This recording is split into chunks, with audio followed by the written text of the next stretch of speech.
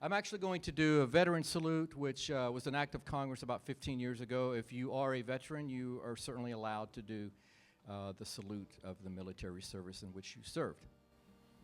Otherwise, please place your right hand over your heart. I pledge allegiance to the flag of the United States of America and to the republic for which it stands, one nation, under God, indivisible, with liberty and justice for all. Let the games begin. Thank you.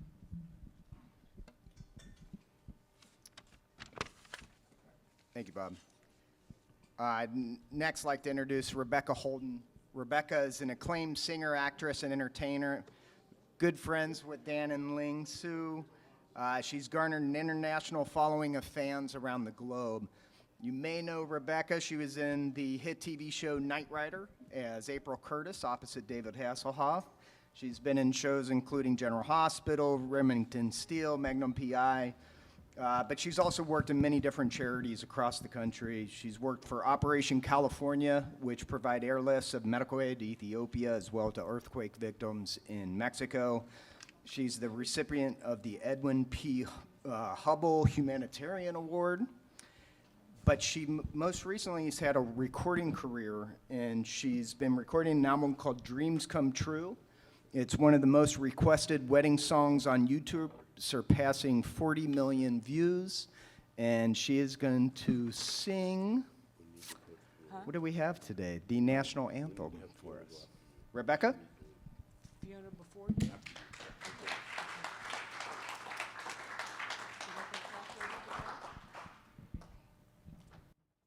Good morning, everybody. Nolan, I think we're ready.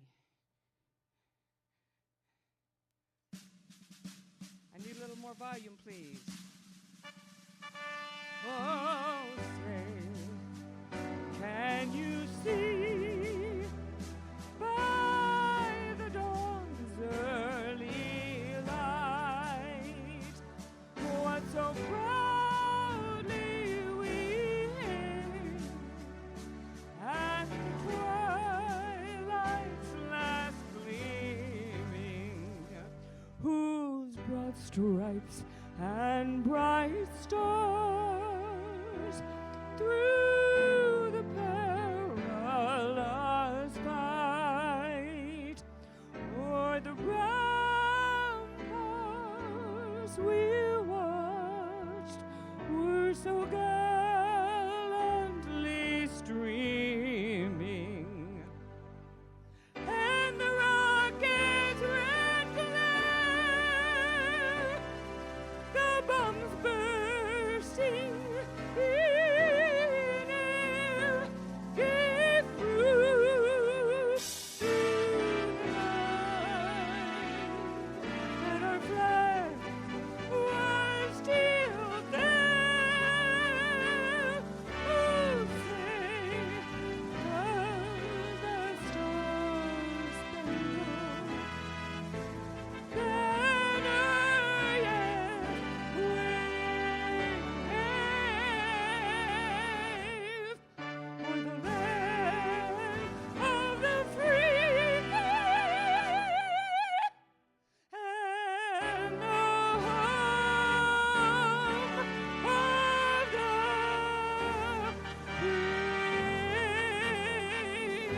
of the brave. Welcome to the first annual California Investors Forum. The first one, I'm sure, which will be the first of many. Hope you all had a great time last night at the cocktail party. Great time to meet new people as well as have a reunion with old friends. Ling tells me that we have people here from all over the place, from all over the country and all over the world. So this is a great time to get together and share ideas and come up with great new strategies for the future of California. As they say, it's a good day to have a good day. So we have a good day and an exciting one ahead of us with wonderful, impressive speakers, all of whom are experts in their particular field. And I am delighted to bring up at this moment someone you all know and admire and respect, Ms. Fiona Ma. She is California's 34th state treasurer, first elected in 2018 and re-elected in 2022. I had the great pleasure of singing for one of her campaign events. She is the first woman of color and CPA to hold this office, responsible for financing infrastructure projects to enhance California's lives. Thank you, Rebecca. Thank you. It's my honor and pleasure to be here and to welcome all of you, and thank you all for coming. I've had the pleasure of working with Ling and Daniel over the past probably 5 years now. And over the years, we have met so many innovators, people who are doing business, right, coming here, wanting to expand. And then we meet people who have the money. So those that need the money have the money. And I am just a connector. So me, the mayor of Barstow, Blong Jong, our commissioner on the U.S. Department of Agriculture and Food Services, that's kind of our job. And the consul generals, how many consul generals or representatives from different countries are here, right? So this is an amazing opportunity to really network, because everyone here in this room is doing something, making things happen, and contributing to the great state of California. California, if we were our own country, we would be the 5th largest economy. We're trying to surpass Germany, but it would be the US, China, Japan, Germany, and then California if we were our own country. So here in California, we operate like a country, not just one of the 50 states. So sometimes what happens, you know, in the other part of the United States, we really pride ourselves in taking leadership roles, pushing the boundaries, stepping out there.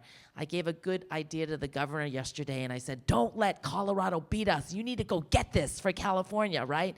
And that's what California is about. It's about our can-do attitude, our ability to lead and want to be the first. So here in this room, I think I've met at least half of you, so I know that there's good synergies, and I'm kind of pushing you all together, saying, hey, you need to meet this person, you need to meet that person.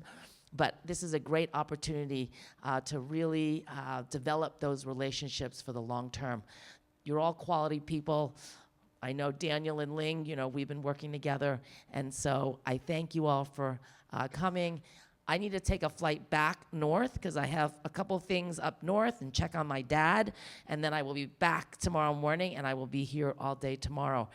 So I will be available to, you know, to talk about some of the resources from the state. But I will do that tomorrow morning after you're all networking. And then, you know, I'll be around all day to help and connect to all of you. So thank you all for coming, and I hope you have a great conference. Thank you.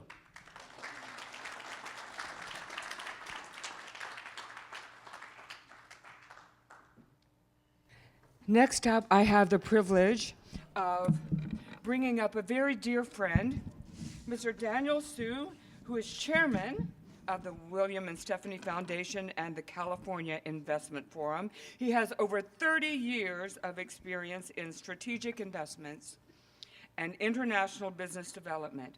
He has influenced global market connections, AI, and sustainable energy, drawing $1 billion in investments and establishing California as an innovation center. Ladies and gentlemen, please make welcome Mr. Daniel Su.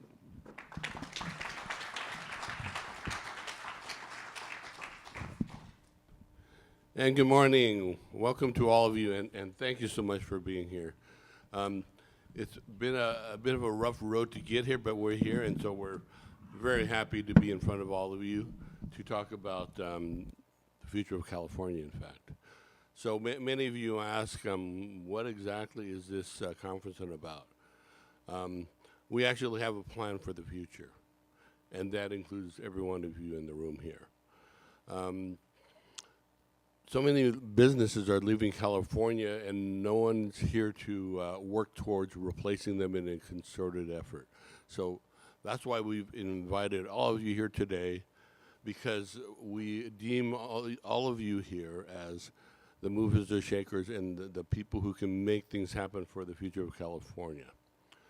We have the different tech sector, IA, green energy, infrastructure, and then the funding people to fund these projects in the future, as well as those who are like the glue to make everything stick together, which are vital to the whole program as well. And then we also have international representation, because we being from California, a lot of what we do is export. You'll also notice that on our event throughout the next couple of days, there's not quantity of people, but quality of people. As you'll see, as you get to know people in the room here, these are very high-level people who can make things happen, and that's by our design. So we ask that you get to know as many people as you can, see how we can work towards what you're doing, and we can make a concerted effort towards building the next tech industry for California, helping the future economy, and help us all to have a greater future for ourselves and our families in the future. So thank you so much for being here today, and look forward to meeting all of you and working with all of you in the future. Thank you.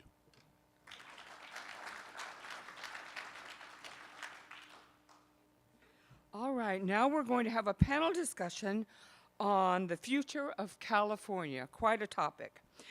The people included on this panel, and would you mind, as I introduce you, standing up so that everybody can put a face with the name for this discussion?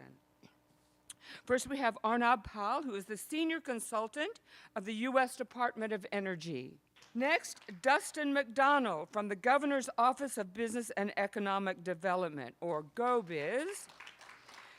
Dustin has 20 years of experience in government and public relations. He joined GoBiz in 2023, and he focuses on economic development, cannabis policy, finance, taxation, and land use.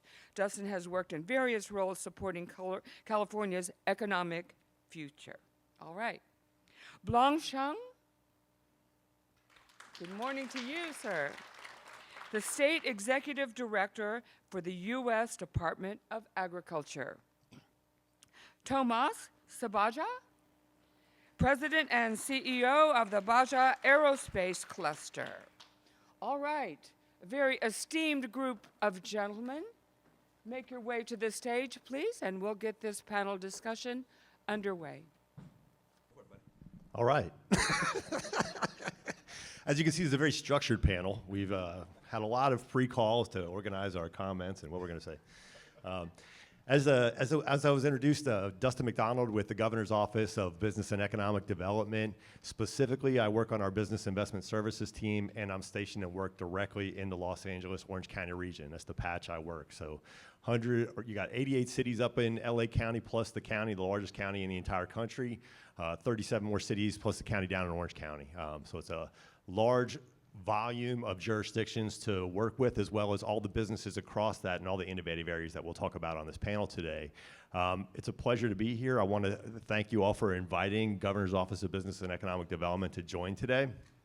We're super excited to join an investment conference because there's so much investment occurring in California, particularly in the LA Orange County region that I work. You hear a lot in the press about everybody's leaving California. I feel like this, going back to our treasurer's statement about comparing California to other states, it's not really a fair comparison. I try to tell people to separate that out of their mind when I talk to them on the phone. California is not another state. There's 40 million people living here. And the reason why there's 40 million people living here is because people want to be here. There's a lot of reasons to want to be here. And so my phone is ringing off the hook from businesses of every kind that you can think of, whether it's aerospace, every kind of tech you can think of, ag tech, tech with respect to zero emissions vehicle infrastructure, zero emissions batteries in the vehicles and how they operate themselves. I was up at Honda 3 weeks ago. That campus is insane if you haven't been to see that up in Torrance. They're rolling out a brand new EV that's half EV and half hydrogen. So California's driving innovation, and I think the spirit of that innovation lives in our workforce, lives in the people that work here that want to be part of that conversation, want to continue to innovate and drive forward. What we're doing on the policy side from the governor's office is driving corollary supporting policy. California recognizes that not only do we have a huge obligation to our workforce and all the people here to succeed, we have an obligation to everybody across this planet to succeed. And so those are the verticals that California is driving on climate and related tech for vehicles, everything, as I mentioned, from passenger vehicles all the way through trades, trucks, marine vehicles, and airplanes. It's all happening. It's all being driven by our policy shop, by the folks in our legislature who understand that commitment. Again, my role for GoBiz is working to support businesses and help local governments across the Orange County, LA region navigate that space, figure out what state incentives exist to support them and save them money across energy, workforce hiring and training, across facilities and equipment. In California, local governments have land use occupied in the state constitution. So we can't give you any free land. But what we can do is support you and save you a lot of money as your business comes to settle in California or seeks to expand or simply needs support with retention. I think that's where California shines, and that's where GoBiz shines as a business support entity, as a community support entity compared to other states. We are very organized and sophisticated in the way that we interact with our local governments, with our regional economic development consortia, so that we can make our businesses here succeed. Very excited, as I said, to speak with you all this morning and get a chance to dig into some dialogue on all of this. And with that, I'm going to pass the mic over. Thank you.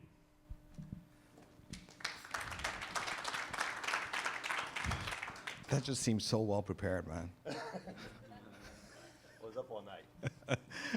Well, you know, we all have definitely different topics to cover. Again, my name is Blong Jong. I'm the State Executive Director for Farm Service Agency for USDA. Technically, my term is I'm a political appointee. So it comes with its own different dynamic as a political appointee for this administration. Obviously, USDA plays an incredible role in terms of whether we're talking about economic development engine, export, importing. These are things that impacts us, and obviously California is #1 in a lot of categories, folks, in ag. Not just what we think, but you know, for what we do, what we produce, and our state treasurer has said that we're #5. Well, ag is a huge, huge part of that, of us being #5. With that being said, I would be remiss not to make sure that, you know, part of my role is to make sure that we're pushing this administration what's important to us in terms of USDA and the Secretary of Vilsack, racial equity in terms of agriculture, in terms of opportunity, rural prosperity. We're looking at tackling food nutrition and security. Obviously, those are critical for us. You're looking at smart climate program. The USDA has invested a tremendous amount of dollars in that area. And then you're looking also, you know, how do we create jobs? Sometimes people don't believe that USDA is looking to create jobs, but we do, in terms of what we do, in terms of what we invest in. And you can see the amount of dollars that goes into this country, across the country, that comes from USDA investment. So that's critical for us to really understand the impact of what USDA has. But more importantly, I was asked to kind of address kind of the exporting side of USDA. Although I do the Farm Service Agency side, that we serve over 700,000 farmers here. You know, just my department alone that I cover for the state of California, we have 30 offices. Probably the budget in itself, depending on the year, depending on the emergency, depending on what we do, it's a little bit over about $1.2 billion to $1.5 billion. Right? That's just one department, and you know the USDA is department across the nation in terms of the things we do. But I get a chance to talk about foreign ag services. That is a department that really does work with our producers, work with our ag side to introduce them, get them out on the market. There's offices in over 100 different countries, staff all over you know, the places in terms of getting connected to the attachés, making sure that you understand how to work within those governments. So for what's important for us here to understand is that there's already existing resources that are out there. Don't try to create your own, all right? I mean, it's great that you can, but I would look to leverage what has already been established when you're looking at how to export. Because honestly, quite folks, when you go to a different country, there are some nuances, some cultural capacity, and other things that you have to worry about And those are the last thing you want to worry about, because you got to make sure you're developing the proper plan, making sure that they get to the right connection, and those things exist already here. So take advantage of, for an ag service in terms of department, what's big, what's out there, and what is kind of the priorities for us in terms of USDA, how to partner with those agencies, and how do we work collaboratively together with them. And lastly, just understand that when we, as part of this thing, for many of us, we're here, it's about networking at the end of the day. Who are we connecting with? How do we build those relationships? What is critical? Some of the folks that we may believe that are different aisles, different processes, that we may not even think that they're helping us in terms of what we need to do. That's why the conversation is important. I look at this as opportunity. But for me, intentionally, we do a lot of work out in Southeast Asia, and I'll just give this unique perspective, especially in our countries out there. Sometimes our perspective of networking is a little bit different than the networking that we believe here in America. I've grown up here, I came here as a refugee, but here in America, we're a little bit more proactive. I guess I'll be politically correct in terms of how we network and engage. And for many of our Southeast Asian, we kind of stay back a little bit. We're not as proactive, engaging, or asking the questions. We take the first answer. We kind of say, thank you very much, we appreciate it. And it's a style that I think we're getting used to. But for those of us that are challenged in that way, it's encouraging that we meet our folks, ask the multiple questions that needs to be asked, but more importantly, the connection that is critical. And so obviously thank Fiona Mom for this invitation. It's great to see my buddy, Steve. We've been a while, but also the wonderful folks that I had a chance to meet. With that, I am done.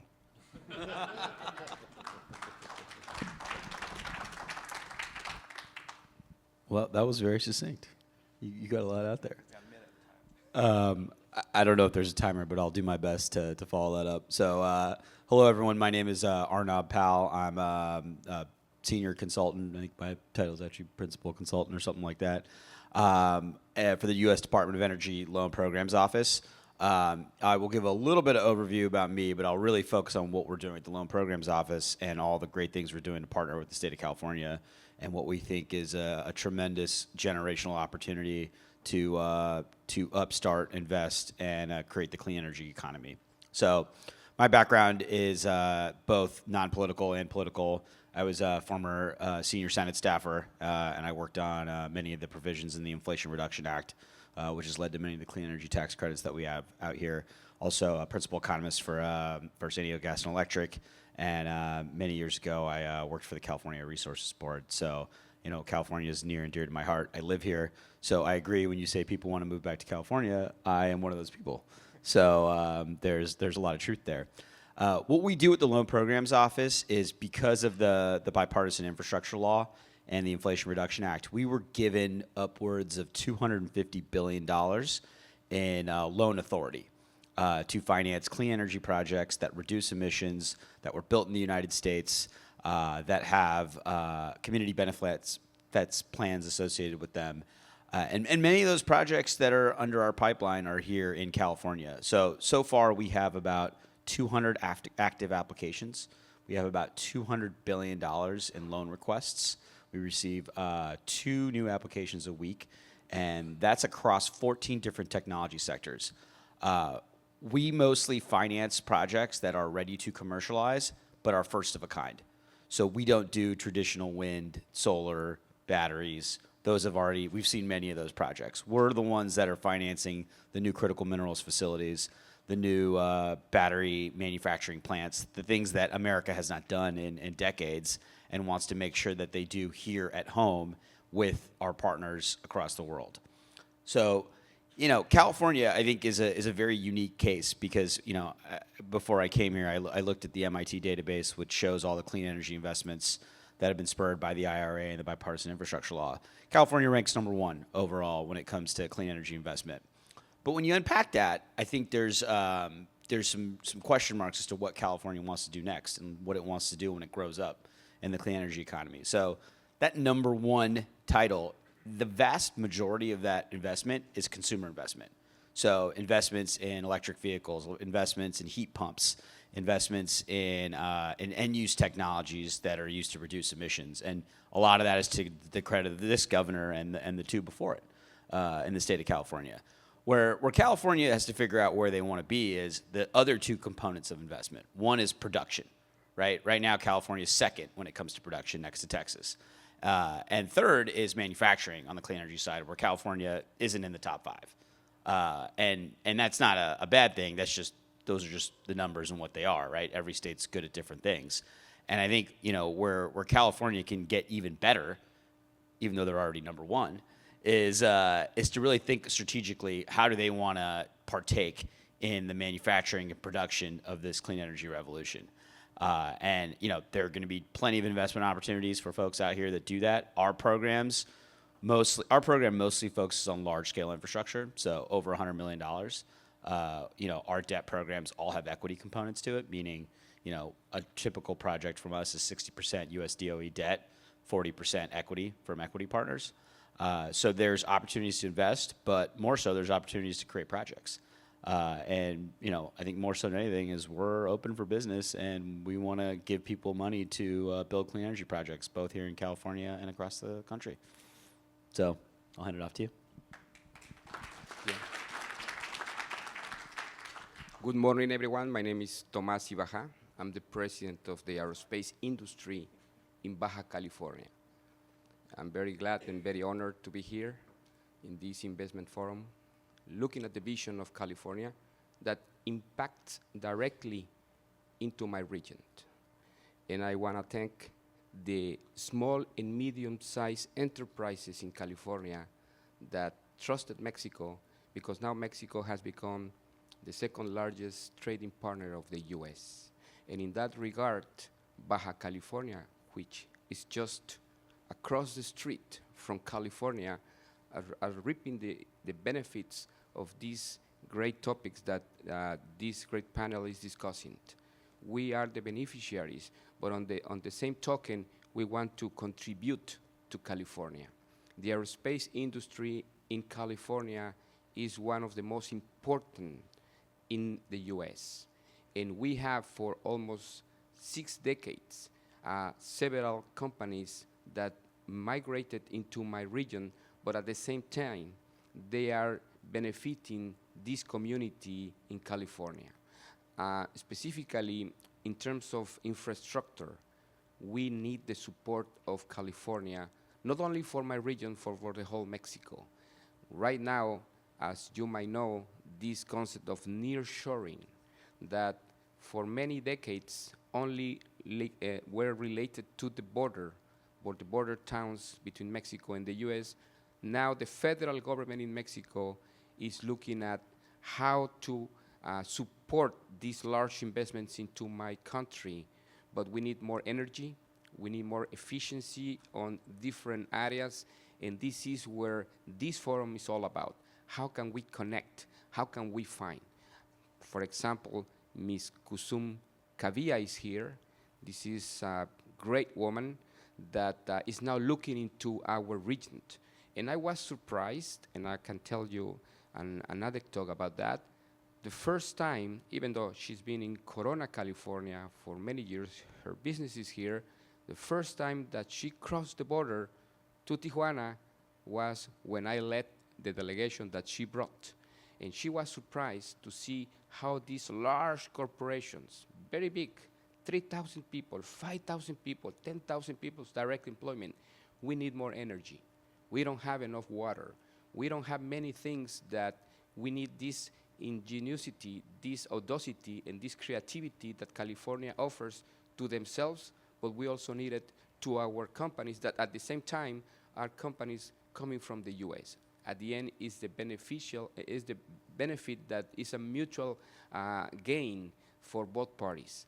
So for that regard, the aerospace industry in itself that was manifested, these companies, they also, with these situations that we are experiencing worldwide, in Europe, in the Middle East, with China, are now putting more pressure on the defense and the aerospace sector because it's from national security interest, and most of those companies are based in Mexico as well. We are a natural ally, but in our cluster, because I'm the president of an organization, we are looking at the small and medium-sized enterprises based in California to supply their expertise. We aren't expecting them to move. That's not the plan. We already have a mature industry there, but we need more companies because we are growing, and those companies only trusted America-based. Thank you.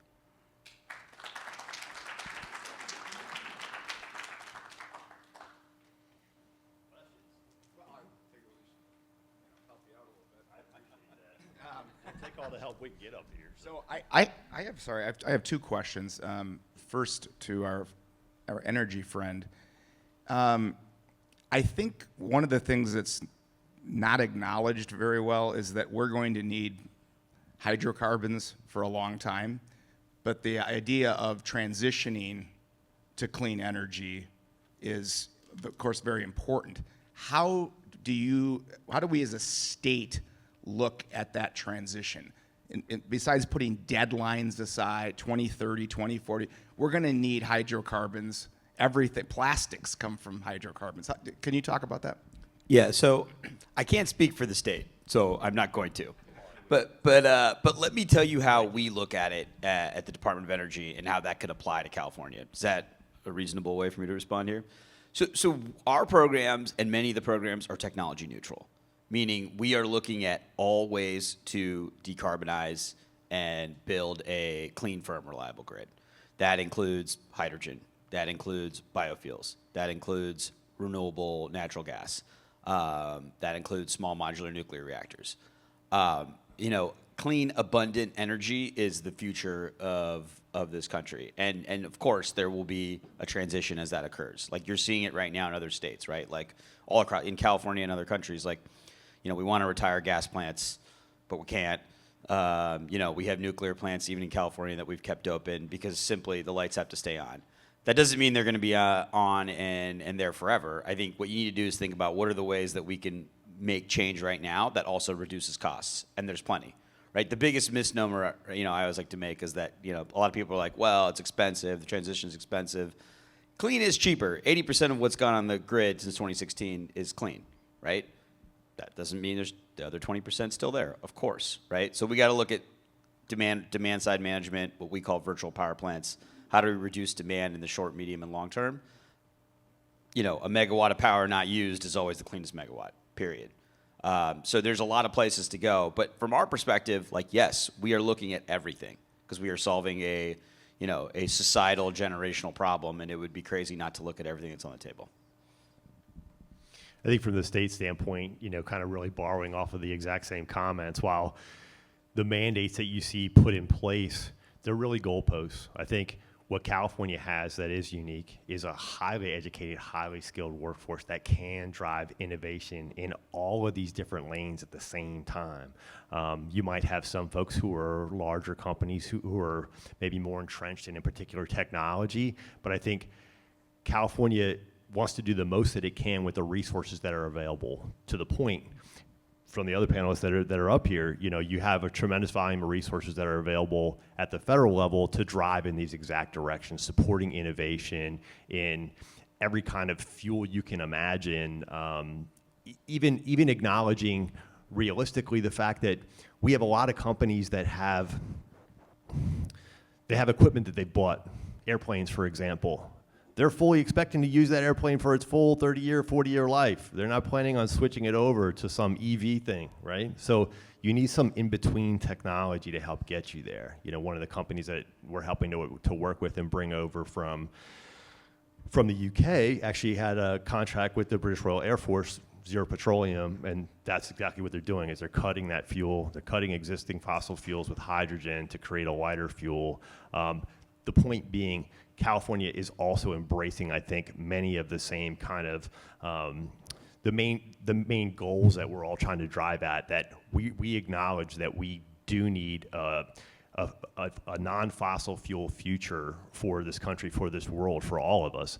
And so it's a question of how we get there. And I think we have to be open to every possibility and try to help support that innovation. And so those policy goals of driving at these mandates are really those benchmarks to help us work directly with industry, with our regional partners to help drive and support that innovation across workforce, across supplying, ensuring there's enough energy, whether that's microgrids, which is something that we're doing a lot of work on now, helping businesses have their own redundancy so you don't have to necessarily rely on an investor-owned utilities every time. So we are very much trying to drive as hard as possible as we can on the policy side, and the market's doing the same.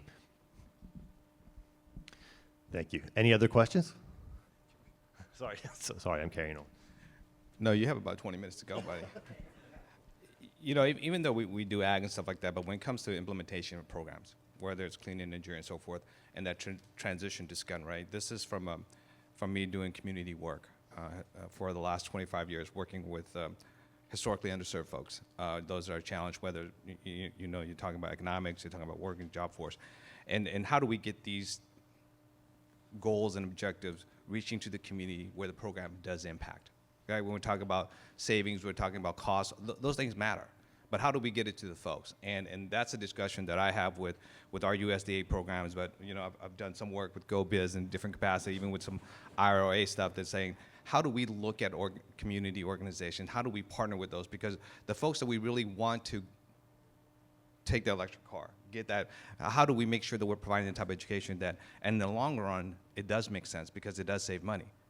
And that's where the impact at the grassroots level matters for a lot of these programs, is how do we get it to the folks that need it? Not to say that other folks don't need it, the capacity issues, the investment, the equity is already there. But there are a larger number of folks. When you look at inner neighborhoods, you know, you have programs that say, well, we're gonna do you know, electrical station in the inner neighborhood. You're like, well, that's not where a lot of the electrical cars are. Until we get that economy of scale, until we get that done, then we will see a large impact. And the great thing is that we're starting to see that, right? The investment, understanding the community engagement side, bringing folks into whatever we want to call it, 21st, 22nd, 23rd century, in terms of getting that, because clean energy in the long term is what's best for California, it's what's best for our family, it's what's best for our community. But how do we make sure that we're as inclusive as much as we can to make sure that folks understand the benefit of those opportunities, right?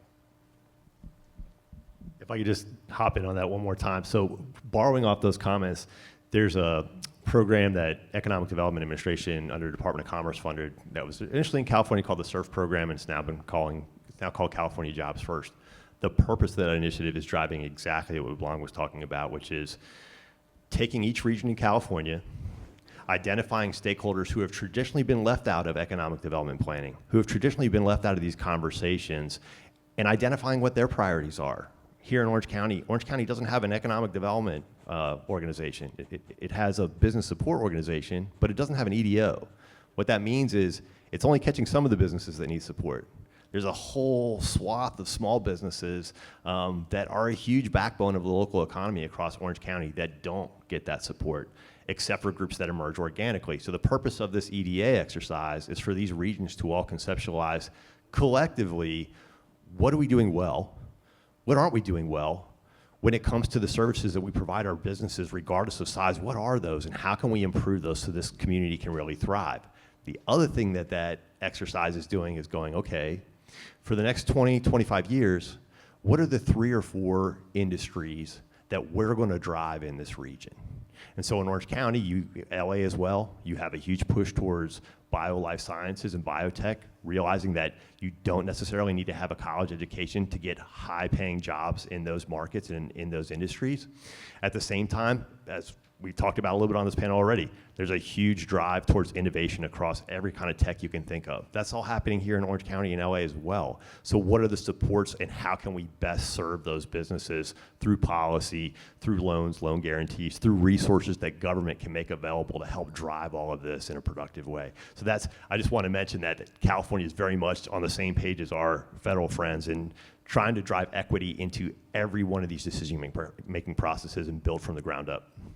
I want to jump on one quick point here on the economic development piece. That's extremely important today because all the things we've done in the last Congress through the federal government really surrounds around developing an industrial strategy, right? An intentional strategy of what we're going to build in this country, how we're going to build it, and how it's going to help those people in this country. But if you don't have an economic development strategy, if you don't have, technical assistance to actually find these funds, use these tax credits, none of it gets used, right? So now more than ever, it's important to what you're speaking to, that every county, every city, every region needs these economic development hubs. And, GoBiz is, they've been doing this for over a decade now, and that's definitely like the first component, but it needs to also happen at the local level. We're going to keep going, I guess. So, two-part question, and this is going right to you, sir. When I moved to California in 2015 from Arizona, which I still have very close ties to, but that being said, it came after the dissolvement of the RDAs in 2013. So what you're talking about now, a decade later, is trying to bring that infrastructure back to the extent that local economic development, towns, communities, cities have that asset, right? Is that a fair characterization? What's the second part? I'll wait till I get the mic back, Oh, you need the mic back, okay. The second point is, how can California partner with what I call the Southwest region to be Texas, New Mexico, Colorado, Arizona? How can we make that the number 2 economy in the world? I'm done. Thank you. Appreciate it. Okay. So, sorry. First question. God, I got lost in all of it.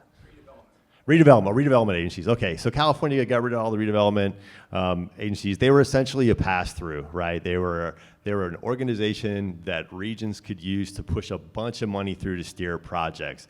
But I think going back to kind of one of the key elements that was raised here is the sophistication of local economic development organizers. If that model isn't built in a way that is sophisticated, and by that I mean not only capable to make decisions and approach fund-making opportunities at the federal or state level, but also they are coordinated with all the business entities and communities across that region. So everybody's on the same page. That didn't exist under RDAs. I think under RDAs, what you had was more of a system of people with essentially kind of like appropriations earmark lists, and projects were kind of doled out. There wasn't as much oversight of those things, and I think what's, to your point, was replacing it is these economic development organizations where they don't exist.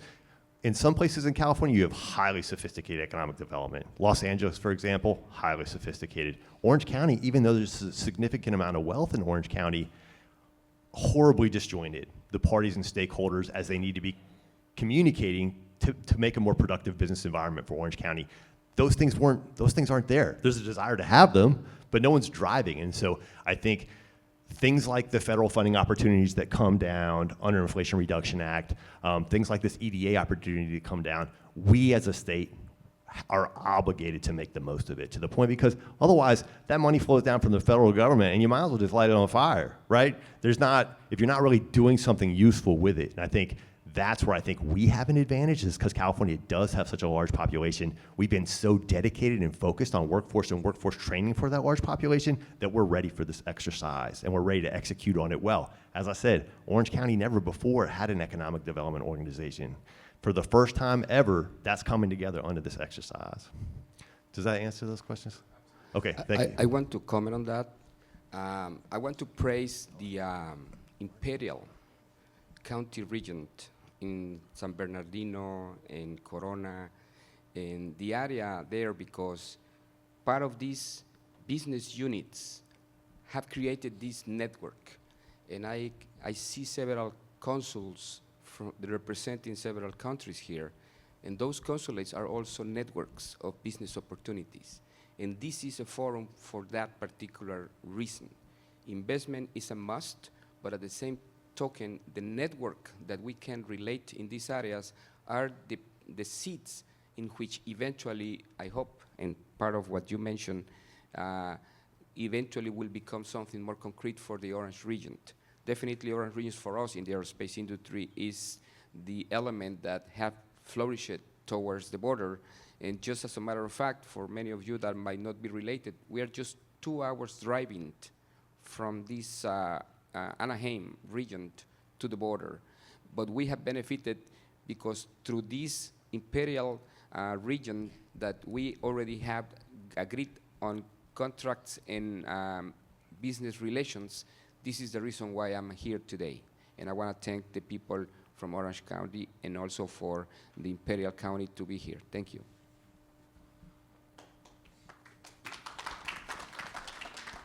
Looks like we got a couple questions in the back. My voice carries. All right. It'll work. So here's the question. Our firm is engaged in industrial relocation, been doing it forever, and this is what we're seeing. It feels like the state of California is consistently fighting the wrong battles. You're not going to get that plant. Arizona is going to get it. Colorado is going to get it. Texas is going to get it. I'm so sad for California not understanding what you say, but we don't see it in the marketplace. The future is innovation. The future is biotech. The future is R&D. My son's a mechanical engineer. Their headquarters for their company is in the Spectrum in Irvine. The factory is in another state. This is the reality. I don't understand this chasing minimum wage jobs when the elephant in the room are the $300,000 a year jobs, but I don't get the sense that the state of California has figured out that's what the focus needs to be. Tomas is a very good friend of mine. We're so busy with those hourly jobs going to Mexico, other parts of South America, in Central America, and other states, but they're not coming here, and that's not going to change. What's the strategy? Anyone can answer. You want me to, Let me hop in on that first real quick. First off, a lot in there to unpack, but very many points well taken. I get a ton of business intake calls. That is 90% of what I do in my job is take calls from businesses all over the country trying to come to California or all over the world trying to come to California, so the demand is very much there. To your point, we have to acknowledge the challenges that we have here as well as the assets. The assets we've talked about are many. When I get people on the phone, I'm trying to save them money in 3 areas to get them to come here. I'm going to save you money on workforce and hiring. I got programs that can save you 35% of the cost of hiring an employee and paying for their wages and benefits. Facilities and equipment, we want to help save you money there. I got programs that can save you money on equipment you bought 3 years ago, right? So there are programs and incentives that we have to help businesses as they come in. Things that we can help on that I've tried to address a little bit already. Land use. Land use in California is a local government decision. I can't give you a whole bunch of land for $50. Right? That's not something we can do here in California. We don't have the luxury of space like Arizona, Nevada, and Texas, right? Because 40 million people live here. So when a company comes in and they want 30 or 40 acres and they want a kajillion megawatts of power, we have to plan on building that out. And when it comes to location and where we can actually site them, first off, we run a 2-week free site selection service that's confidential. So any business that wants to come to California, you don't have to hire a consultant. You can just come to our shop. We're going to find you those sites for free. Second, when we get you in the door and you describe what you need in terms of land use, there's only so many places to go in California when you need a large parcel, right? If you're looking at LA, Orange County, I already know if you're talking to me about 30 or 40 acres. I don't have it in Orange County. And if you're looking in LA County, it's East County.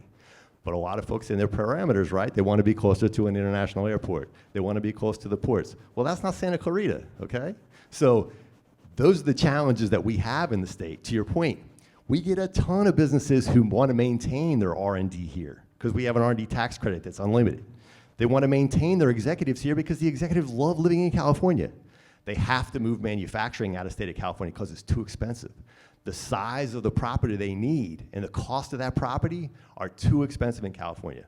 We acknowledge that. So that's why we have to try to work with you in all these other ways to bring you here. We have to acknowledge, again, what we're good at, what we have challenges is, and work with every company individually to help them in that arena. So I hope that helps answer your question.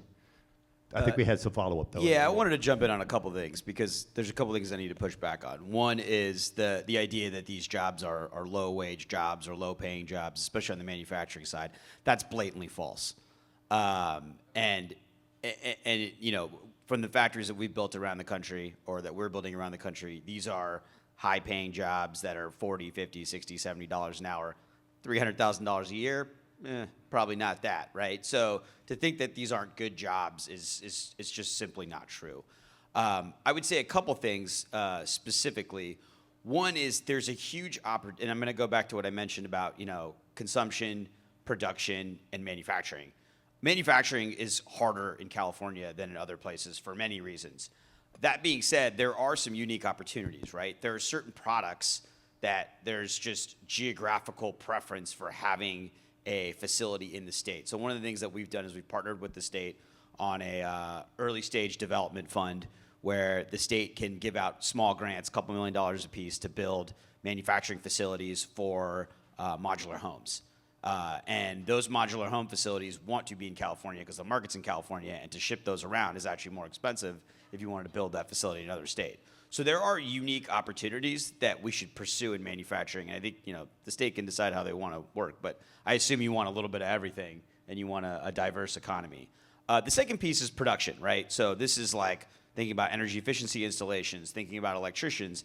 These aren't just good jobs. A lot of these are great jobs. And, you know, electricians are in high demand. These are, you know, mid-six figure. When I say mid-six figure, $100, $150, $200,000 a year is what you can make as an electrician doing installations around this country or around this state. And there's going to be a high demand for that over the next few years. So I think, you know, point taken in terms of like California's got all these great opportunities for high-end R&D, and, you know, that's not my field. I would tell the state to keep doing that because I think that's great. But I do think there's a subsection of opportunities all around where California and other states that aren't, quote unquote, you know, like a Tennessee where, you know, costs are cheap, can compete. Yeah, I'm glad that these two guys are here speaking from both perspectives, but I just want to make sure that, you know, for even us as USDA, we're doing our part to make sure that we're growing the economy, growing our farm agricultural area. And if you look at the statistic, farm ownership has really gone down across the board. And so how do we look to build that capacity? How do we look to grow? How do we even sustain that moving forward, and instead of just becoming a huge conglomerate, right? And so some of the programs that you look at out there, whether it's through mini grant program, whether the dollar invested in our 4-H youth program, or whether some of the, you know, climate smart program allowing producers to be more creative in terms of what we do, organic certification, and then to build opportunities for new farmers. Obviously, this new initiative, the Urban Ag Initiative, that's come through, it's a big piece of this administration. California, you know, we were blessed to have two pilot cities, one in LA here in the Compton area, the other one is in the San Francisco to Oakland area. We just had a press conference there. But how do we build that? Because that's an opportunity for new farmers that at some point, hopefully we can grow, build capacity, give them the confidence, but also offer some opportunities and financial support that at some point, as for many of us here in California know, the cost of land is, it's the cost of land, right? So those are the challenges. And so to be able to put programs pilot out there, we just approved kind of land acquisition program through Alameda County and now San Diego County to kind of pilot it out, see what that looks like, is giving new farmers an opportunity to own their own land. That's where we have to build. That's where USDA's commitment is part of the economic driving engine, is that how do we sustain what we sustain, grow as well, but bring in new folks into this industry? Because we are at a crossroad. You look at the existing farmers that we have, and to where we're going to find the new crops of new farmers to help feed America, to help feed this country, but more importantly, to help feed the world, right? I just want to comment on what Bob mentioned. In Baja California, we have a large manufacturing base that has been taken and has been supported by California. But our main challenge right now, as we speak, is how to efficient energy. And that's where California is great. How do we become more sophisticated in terms of the water supply? We're lacking water in general terms. When it comes to housing for our people, California has many offers that we can take advantage of that. Mexico City is too far away from the border. And for that regard, I think there are many companies in here that will consider our region as an area of opportunity to grow their business. and that's for us is very important. All right, I think we got, yeah. So folks, I'm asking the question that this gentleman brought up. I'm actually supporting you guys. I'm Sanjeev. I am the CEO of a company called Sparks. We are lithium battery manufacturers, and slightly different story from what this gentleman was talking about. I'm not trying to challenge you. I started the company in Knoxville, and Dustin, your boss, D.D. Myers, and Dave Hochschild, who's the chairman of CEC, they told me, what the hell are you doing in Knoxville? You're from California, come here. And very proud to say that Sparks is setting up not one, but 2 manufacturing sites here in this state. And we've got 2 grants from you guys, from CalCompete. We've got multiple grants from the California Energy Commission. It's not about the price of land. There are multiple companies like Sparks that have actually gone to other states. They've gone to Mississippi, they've gone to Nebraska, not naming names of these companies, and then they have come back. It's all about being close to where your R&D, your engineering is being done. You're going to be wasting a lot of time, a lot of efficiency if your R&D is being done here and you are going back and forth to set up manufacturing in what you call a low-cost region. Because let me tell you, battery manufacturing is 80% cost of materials, 8% cost of labor, 12% cost of utilities. The one thing that we need to focus on if we want to bring manufacturing to California is not about the cost of land. It is about, Dustin, take this back to Didi. Tell her that Sanjeev said this. You guys need to expedite the CEQA process. Yes. You guys need to expedite the CEQA process. You guys need to expedite the permitting process. There'll be a lot of Sanjeevs. There'll be a lot of Sparks coming to the state. We have talent here, guys. And Arnab and his boss, Jigger, they know this very well. There are a lot of applications from this state saying we'll set up manufacturing here. And these guys are not smoking dope. They know what they are talking about. So it's not about just the cost of land. It's way beyond that. The market is here, the talent is here, and there's a lot of impetus, I think, between GoBiz. GoBiz is doing a great job, CEC, and the U.S. Department of Agriculture. Yes, thank you. And USDA to set up manufacturing here. So thank you, guys. I will say one other thing real quick. As a California manufacturing nerd, I spent 15 years in D.C. fighting for California manufacturing. I will say this. Despite whenever people want to talk about California manufacturing, California today still has 2 times the size of small to medium-sized manufacturers than the next 2 largest states combined. California is still a manufacturing juggernaut, and that's been a huge part of how we got here. Now, when you think about manufacturing, you think about maybe putting together cars and things like that. But manufacturing also includes food processing. And so to the point about the workforce and jobs, and well-paying jobs, that's our job for the policy side. Our job for the policy side is to know what's driving from an innovation standpoint, and how can we help support that innovation so they reach their goals and they can become profitable and hire more people and realize that continued kind of rising tide lifting all boats for everybody. That's our job on the policy side. Again, 40 million people, a lot of businesses. We can't save everybody, but then we try. Hi, my name is Chad Warren. So, in line with those two, we were actually part of a housing forum last week with the mayor of LA, actually it was deputy mayor, and Milken Institute. And because we have a tiny home manufacturing company, we build tiny home villages. And so looking at the housing, we were, one of the big issues was not about just housing, but the policies. And saying exactly what he's talking about. So my question is, from just strictly business, we were looking at it from the housing standpoint, but the housing is a big issue for supplying housing for workers, right?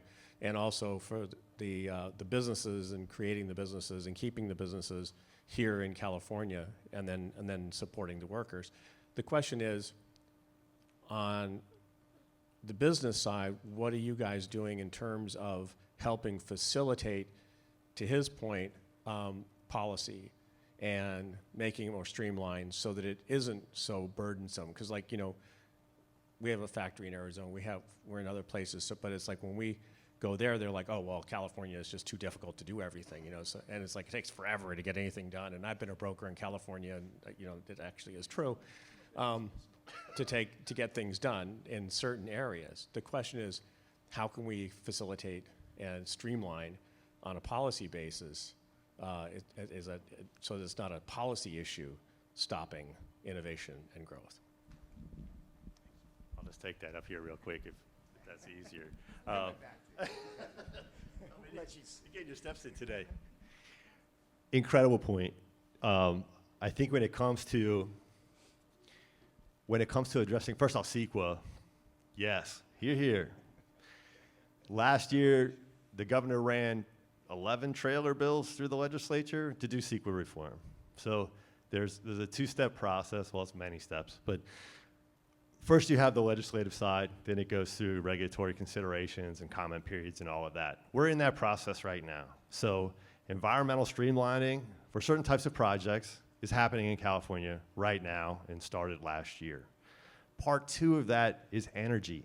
When I talk to businesses on the phone or when I meet them in person and they're looking to come to California as a marketplace, that's what they want to know about is, right, am I going to have enough energy to run my facility? They want to know about workforce, and they want to know where that workforce is going to live. As I mentioned, there's not a lot the state can do on the land use side, and HCD can lean in like crazy on local governments to get them to build more. But not every local government is interested in doing that, and that becomes a challenge across 482 cities and 58 counties. But we try to do a lot. Again, our job is innovation and spurring innovation and driving innovation. We do that with policy. But to your point, we also have to have innovative policy. So CEQA reform is a part of that. So are things like building codes. I've got a company right here in Orange County that I'm helping to expand across the state. They make fireproof houses. How many places in California need a fireproof house? Damn near every place, because all the insurers have left the state. This company already has assurances from Marsh Insurance as well as State Farm that they will insure any of their home designs. So we have to be innovative about local policies and making sure that they're not just benefiting your local developers, right?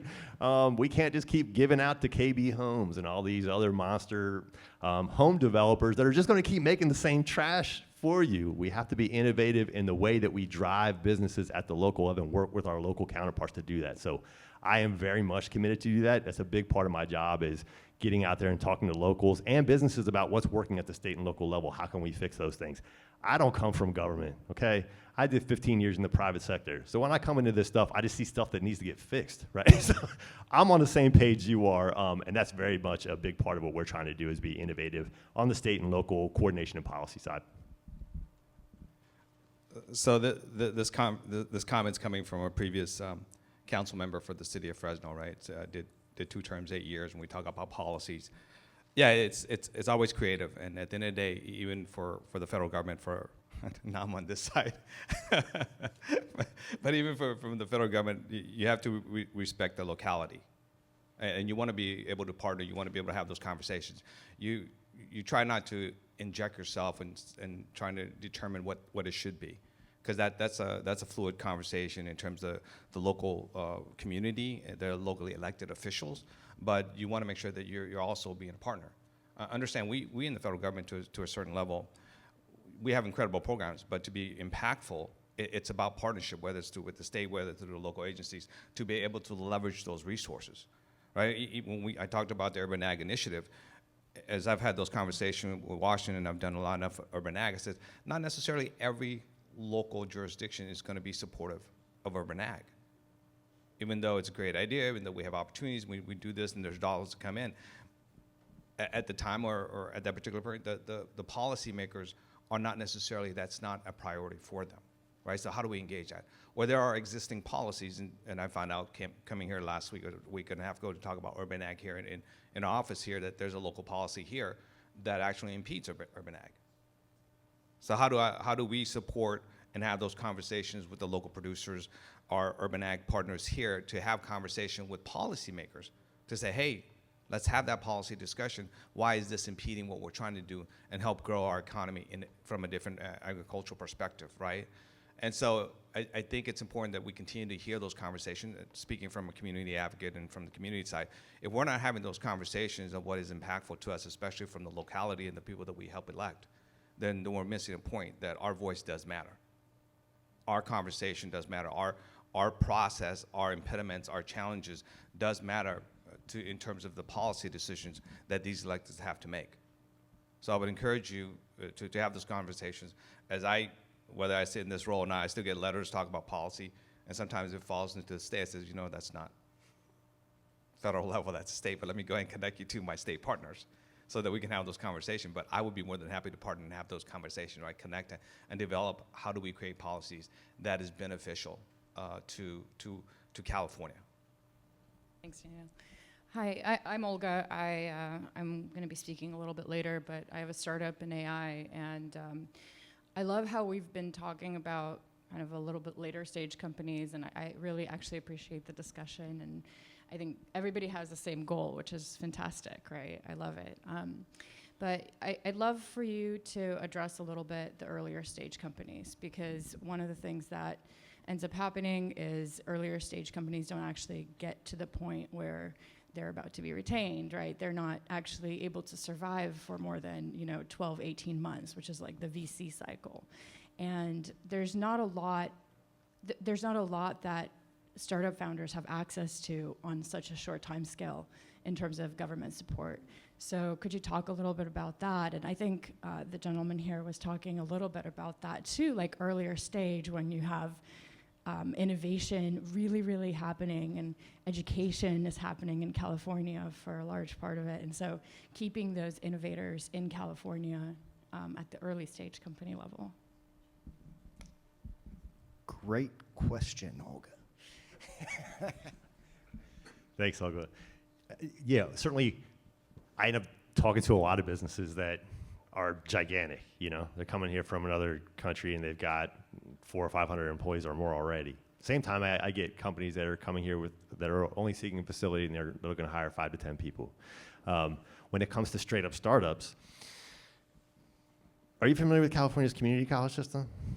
Okay, so California has a renowned community college system because we have so many damn people living here. So because you have so many people living here, they can't all go to UC, right? They can't all get into all the best schools right away. So you need kind of a feeder system. We've essentially emulated that on the small business and innovation side. So GoBiz is a big shop, right? I'm on the business investment side of GoBiz, but GoBiz is also the Film Commission and Visit California and Office of the Small Business Advocate. There's like 9 shops in GoBiz. One of those shops is the Office of the Small Business Advocate. What they do is critical to exactly the point you're making. The first thing they do is they have a series of technical assistance centers all over the state. So if you go to Cal OSBA's website, the first thing you're going to see is an opportunity they're going to ask you, what are you doing here? What do you need? Do you need money? You need technical assistance? You need support to walk through what your business plan is? And then where are you? And from there, they're going to be able to figure out, they're going to show you a map of like, okay, here's all the technical assistance centers around there, and you can basically dial into any one of those, and they're going to start consulting with you. They're going to figure out where you are in flight and then what you need. Okay, maybe you need support putting together your business filing documents for Secretary of State's office. Maybe you need support. You know that for your business to really succeed, it needs this grant that's available right now. They can help you put together grant packages. So they're basically like a one-stop shop to support businesses of every kind with their resources and connect you with state resources. Beyond that, oftentimes those shops have awareness about federal programs. So when there's opportunities coming down the street from our friends at USDA, or whether they're coming down from EDA or energy, they're aware of those opportunities and they try to connect those businesses with other consortia members to make a positive application, a successful competitive application for those programs. So California really wants to try to catch those businesses wherever they are in flight and help them, but we don't do it alone either. So in Orange County, for example, where I live, you have Orange County Workforce Development Board. You have a number of resources in Orange County Small Business Diversity Network. There's 2 incubators in Orange County that are public incubators that are designed to fund private enterprise. One was funded by an $8 million earmark courtesy of Senator Josh Newman. So there are programs that exist and entities that exist on the local level and the state level, and we try to coordinate very much to help those businesses.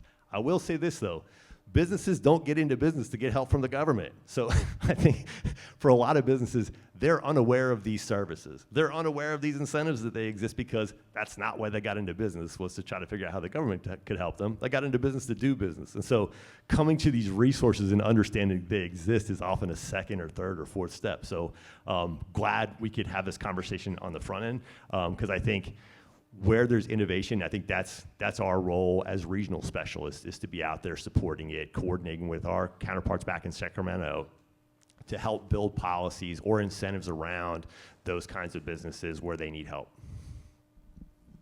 Yeah, I'll just jump in from the federal side. I think it's a great question.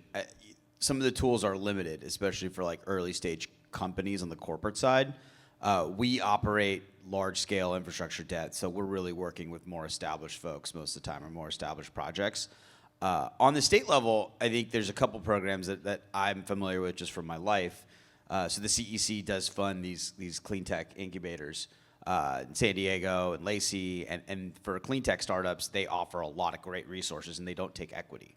And you know, they give you access to venture capitalists. They teach you how to use your pitch decks, this kind of stuff. So I think that's a great resource. On the federal level, we don't do nearly as much of that. And a lot of the stuff in the IRA and bill just didn't include that because we were so focused on emissions reductions. But the EDA is Economic Development Agency? Yeah, EDA is definitely one place where they do those like small block grants. And that's a place where you can get a $250,000 grant or a $500,000 grant or a $75,000 grant. So I think it's a valid point, and I think we have some tools, but this is why, you know, we're so focused on partnering with the state, because a lot of times we can use our large-scale infrastructure debt and pair it with a CEC grant program so people get the best of both worlds. You know, I think there is some similarity in terms of what's happening at the feds and with the state in terms of resources, and I'll just speak specifically again to some of the USDA program. There has been some there are truly invested dollars to work with community partners or collaborators that do these type of TA. Because the understanding from small business, right? My family had a small business.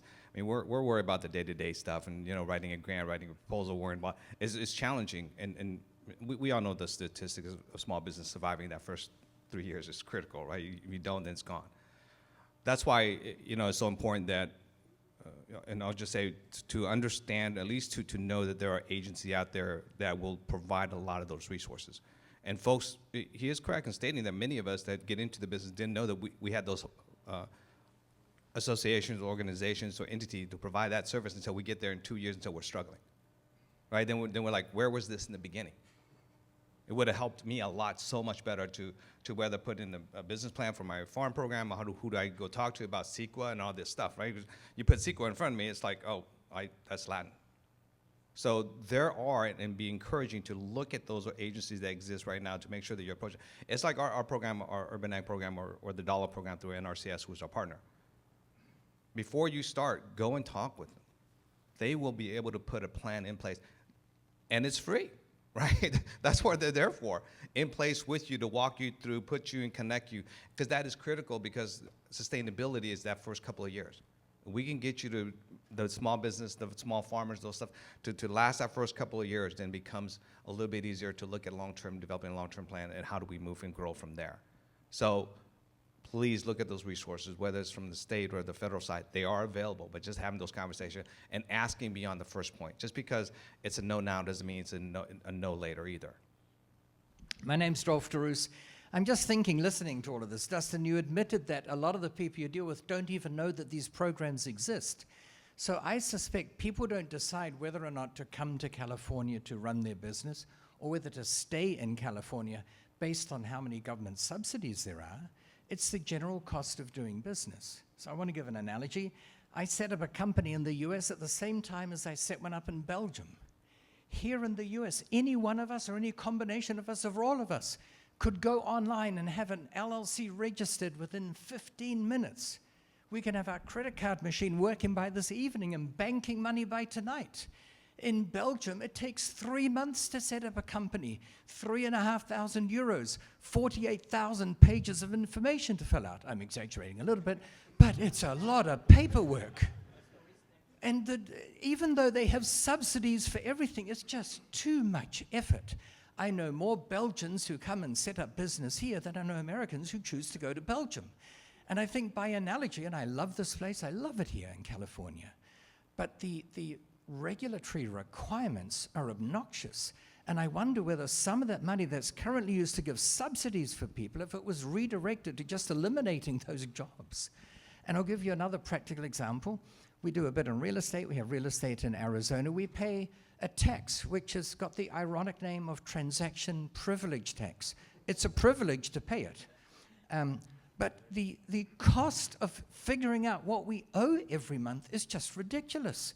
And I made a proposal to the government. How about I just pay you $100,000 a year, which is a lot more than we pay right now, and don't have to fill out all the forms? And they said, no, it employs people. So I wonder whether we can make it even more streamlined by eliminating some of the unnecessary fat and just making it easier and faster, because at their core, and I think everyone in this room, we want to do business. And I don't want to earn a dollar by depriving you of a dollar. I want to make it such that when I earn a dollar, you earn an extra dollar too, and that's all positive. It's called collaborative capitalism, right? But when there are obstacles on their way, you just shake your head and you think, it's too tough. There's a place where it's easier. And just a final thought to give another analogy that's not California versus Arizona. I do a bit down under. Australia, I love it there. New Zealand, I love it there. In Australia, they have a tax. They don't call it a privilege tax. They call it stamp duty. I think it comes from the days when you literally had to buy stamps and put them on a contract. And when you buy a property in Australia, you're punished by having to pay the government up to 5.5% tax for being rude enough to buy a property. And across the Tasman Sea in New Zealand, there's no such tax. I was at a conference once in Melbourne. It was in the Hyatt Hotel. And I mentioned the fact that if you were to invest in New Zealand and not Australia, you wouldn't have to pay the 5.5% tax. And a woman in the audience stood up. I guess in this age I shouldn't mention the gender, but a person stood up, and with their hands on their hips they said, and why doesn't New Zealand have that tax? And I made the point, I said, lady, you're kind of part of the problem. Because if you heard that there wasn't a tax in New Zealand, you should stand up with the same hands on the same hips, say, if they don't have the tax, why do we? But instead you're indignant that someone else doesn't have it. You're so ingrained to paying it. So I just wonder if we can rethink why we have certain regulatory requirements and all the paperwork that goes with it, and why we need subsidies instead of just reducing the barrier to entry. It's just a thought. Because I think if we were to implement some of that, the evidence is there. The countries that don't charge stamp duty. Arizona, by the way, is thinking of eliminating transaction privilege tax. It'll be a day of celebration. I'm going to throw a party if it happens. It's not for the money, it's for the philosophy. Anyway, there's some comments if you have any reaction. Great comments. I don't know what that guy had to drink at the happy hour last night, but clearly it influences thinking and comments here today. Look, again, 40 million people, look at the legislature, right? I mean, they have unlimited authority to drop all these bills. By the time you get to the end of the session, there's like 5,000, 10,000 bills introduced. Look, there's a lot of paper. I feel like there's so many people, that's what they're in the job of doing, is printing new paper. So I get it, I hear you. There's plenty of reform to do. There's plenty of there's plenty of efficiency making to be built out. And I think, unfortunately, we don't operate collectively, right? I mean, look, to the point about this company I got who's making fireproof homes. I can't get the insurance commissioner's office on the phone to talk to them about this company. We're in the same government, man. I got a problem that's like basically, that's a press headline for that guy if he just picks up the phone, right? So we can be in the same government, all working on the same thing in very different directions. So yeah, whether it's 435 members and 100 senators back east in Washington, D.C., or all the folks you got here trying to steer policy, it is a big bureaucratic machine that steers slow and takes a long time to fix. So please be patient with us as we try to work with y'all. Thank you. Other thoughts?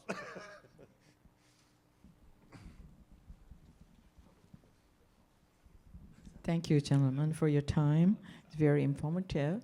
I'm in the land development business for 35 years as an immigrant, and legal immigrant. And then I was surprised for regulatory restriction. It's going through the Indiana Jones hoops. It's getting worse and worse. And especially recently, I find out Joshua Tree issue. Joshua trees all over in Southern California. There's sectillion of them. And when there's rain, it grows again, again. And now that actually we have a severe restriction and we have to count them. So can any of you help us to create the job and making a job easier for the small developer in Southern California?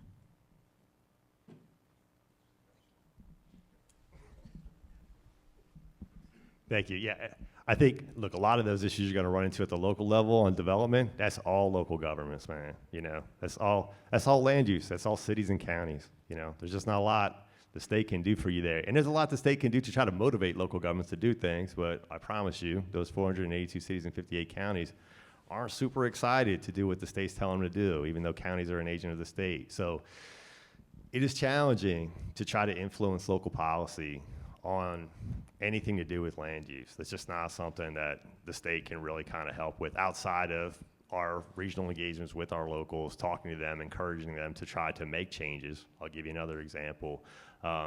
California has a huge life sciences and biotech industry here. One of the biggest challenges that industry faces is getting enough wet lab space so they can innovate.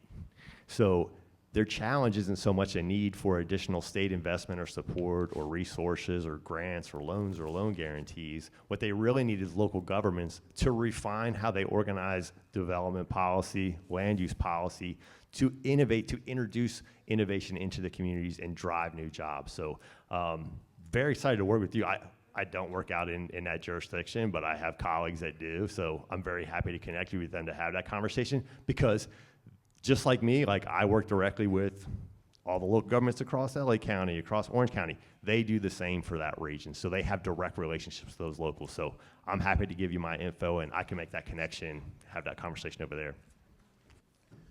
Thank you. Good morning, all. I'm actually the elected mayor out in the city of Barstow, and I serve in a strong mayor role. So this is a question to the state guy. Okay. We spoke of CEQA earlier, and you indicated that you're aware it's a oh my goodness moment.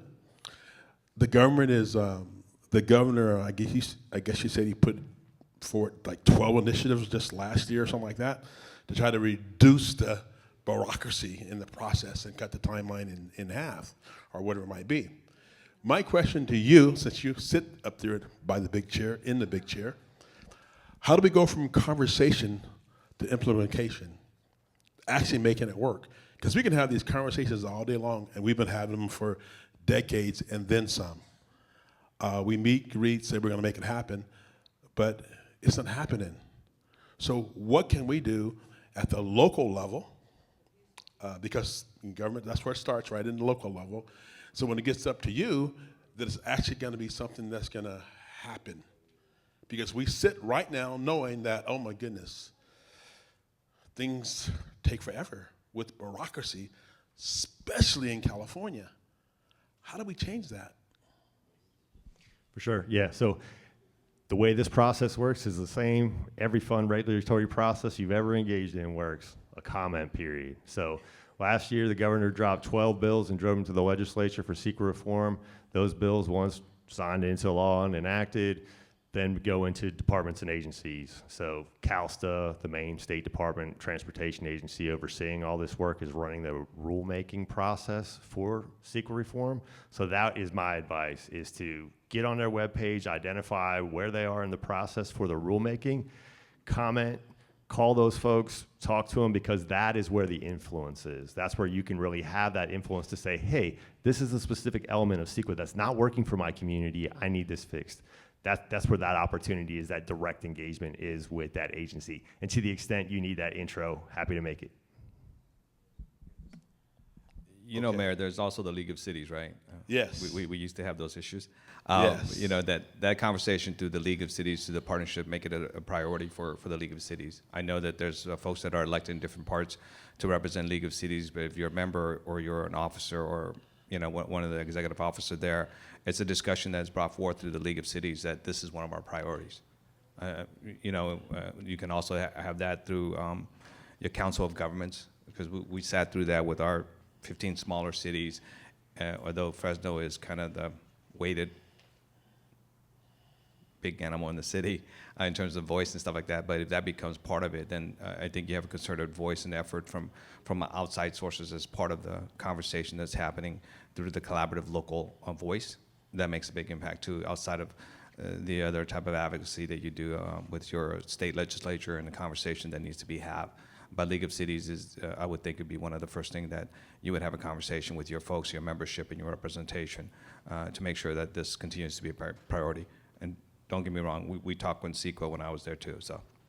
Well, yeah, I'm glad you're advising me on the California League of Cities. Yes, I am a member of the California League of Cities, and I went through all the steps and the processes and hoops and scoops that you just talked about. Because, you know, you indicated that we're from the city of Fresno, so you know what it's like. So we've had those conversations many of times, and then we are at the governor's office, and that whole, we were just up there 3 weeks ago doing some legislative days, and we got the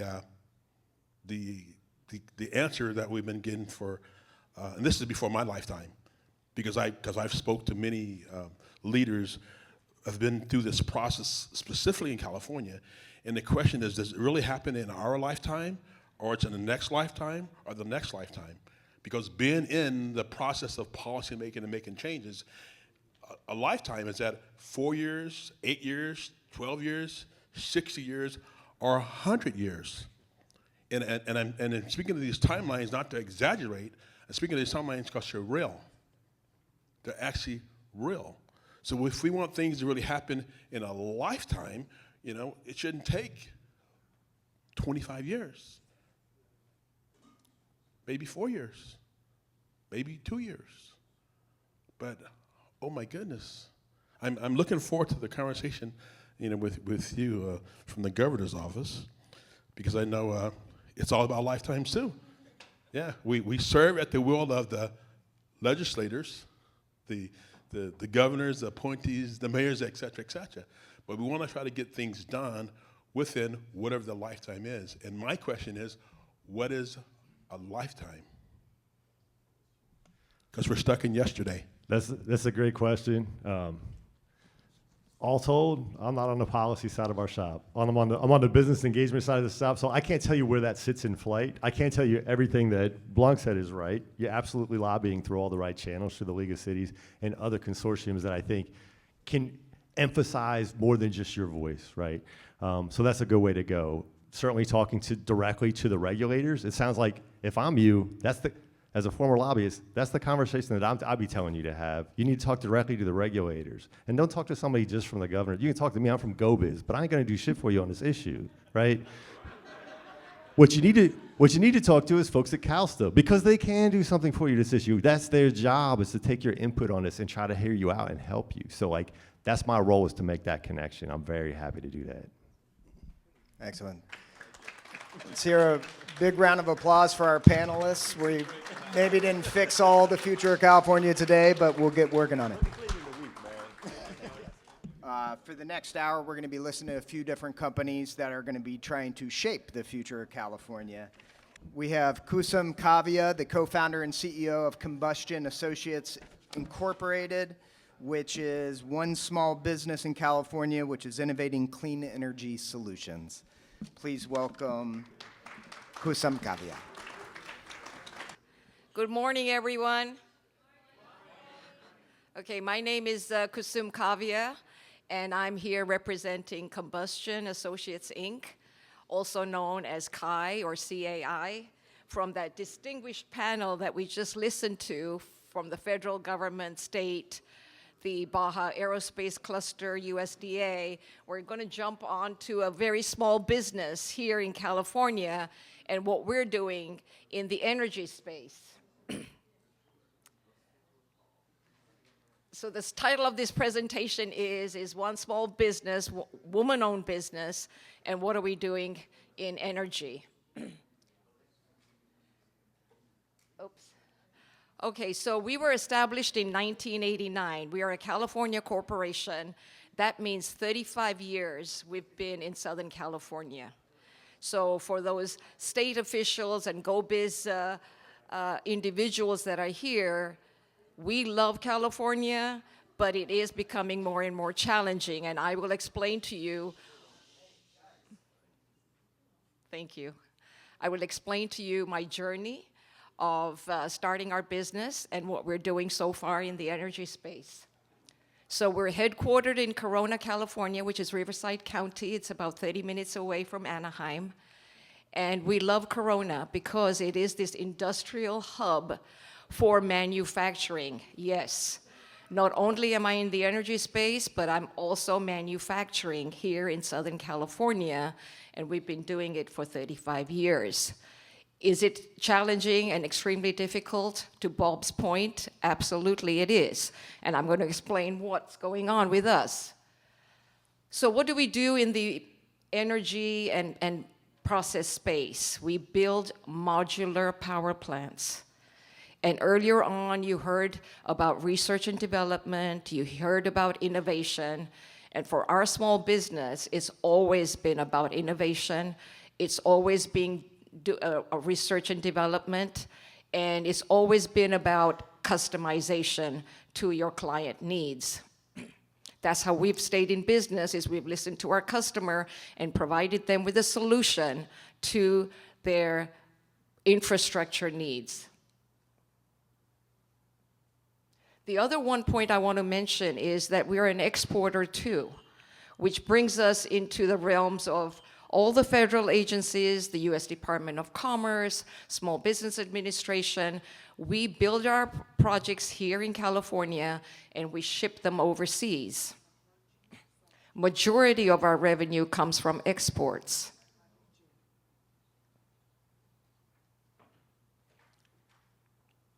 So our value proposition is that we do everything in-house and we provide a solution.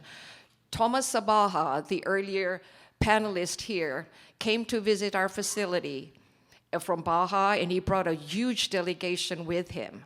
And this delegation consisted of Fortune 100 companies. There were the Hondas there, there were the Toyotas, there were the Honeywells there, and they all had one requirement. They said, we need more power, and we found you here in Corona, and how can we do business together?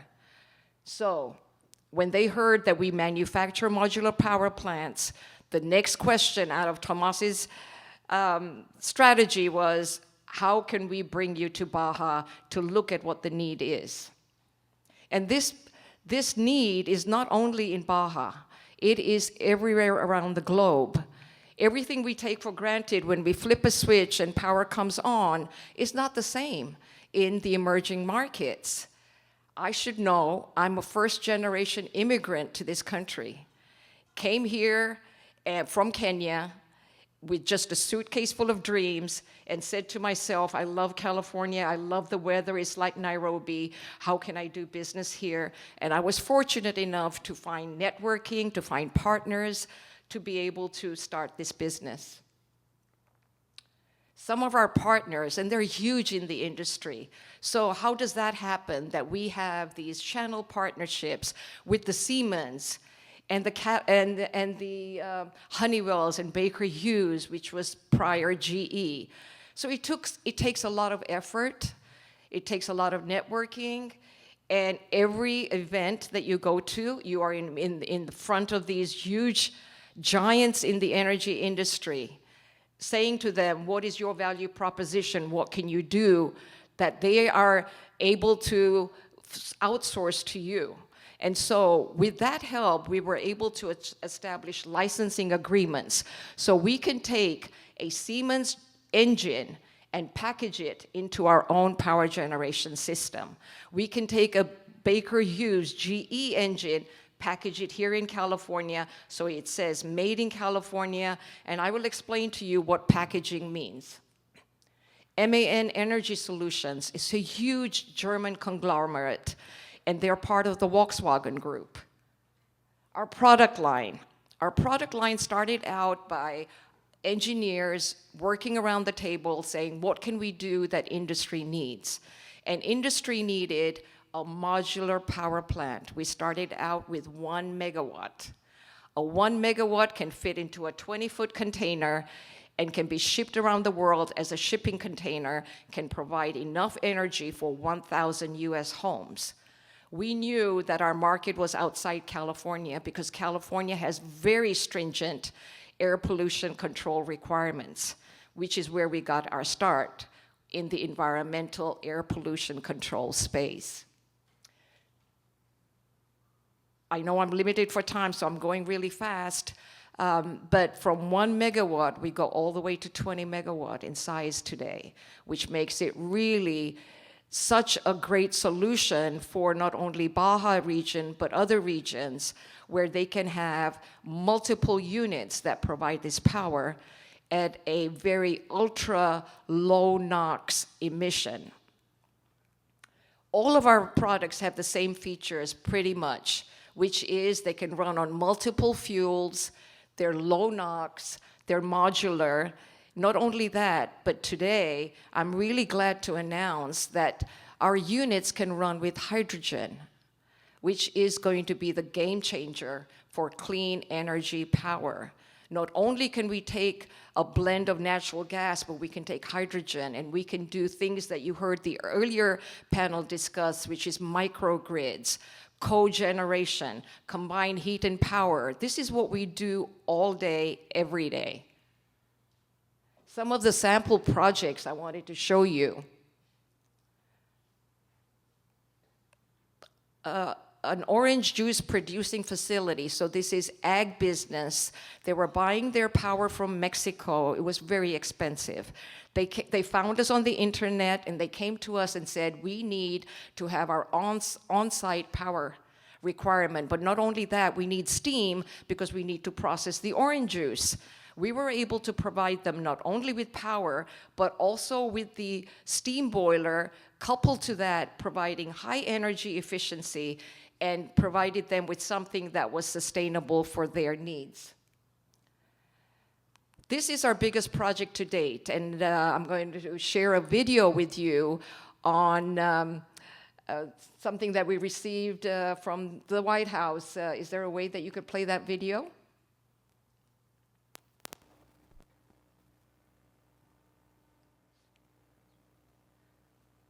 Yes, that's the one. So I just want to close with one example of what trade can help us build together. Kusum Kavia was born in Kenya. Her family was originally from India. Eventually, she emigrated to the United States, and along with her husband, started a small business in California. It started off as a small engineering firm. Then it started manufacturing small power generators. With the help of Export-Import Bank, including seminars and a line of credit and risk insurance, they started exporting power generators to West Africa. In Benin, they helped build a new electric power plant. And it's ended up being a win-win for everybody. It's been a win for their company, Combustion Associates, because exports to Africa have boosted their sales, which means they've been able to hire more workers here in the United States. They partner with GE. GE is doing well. Most of their revenues are from exports to Africa. It's been a win for their suppliers in Texas and Ohio and New York. It's been a win for Benin and its people because more electricity for families and businesses, jobs for Africans at the power plant because the company hires locally and trains those workers. And they hope to keep expanding as part of our Power Africa initiative. So this is an example of just one small business. Imagine if we can replicate that success across our countries. Kusum says, when our customers see the label Made in America, when they see our flag, it puts us above all the competition. And her vision for their company is the same vision that brings us all here today. She says, we really want to have a long-term partnership with Africa. So Kusum is here. I had a chance to meet her backstage. She's, where is she? Right there. Stand up, Kusum. So she's doing great work. Thank you so much. Thank you. But Thank she's you. an example of what's possible, a long-term partnership with Africa. And that's what America offers. That's what we're building. That's the difference we can make when Africans and Okay, so an unbelievable opportunity for a very small business to be mentioned by the highest office in the United States. It was a dream come true. And Africa is by no means an easy place to do business, as we all know. And sub-Saharan Africa, I did not know where Benin was, the Republic of Benin. It's a neighboring country to Nigeria.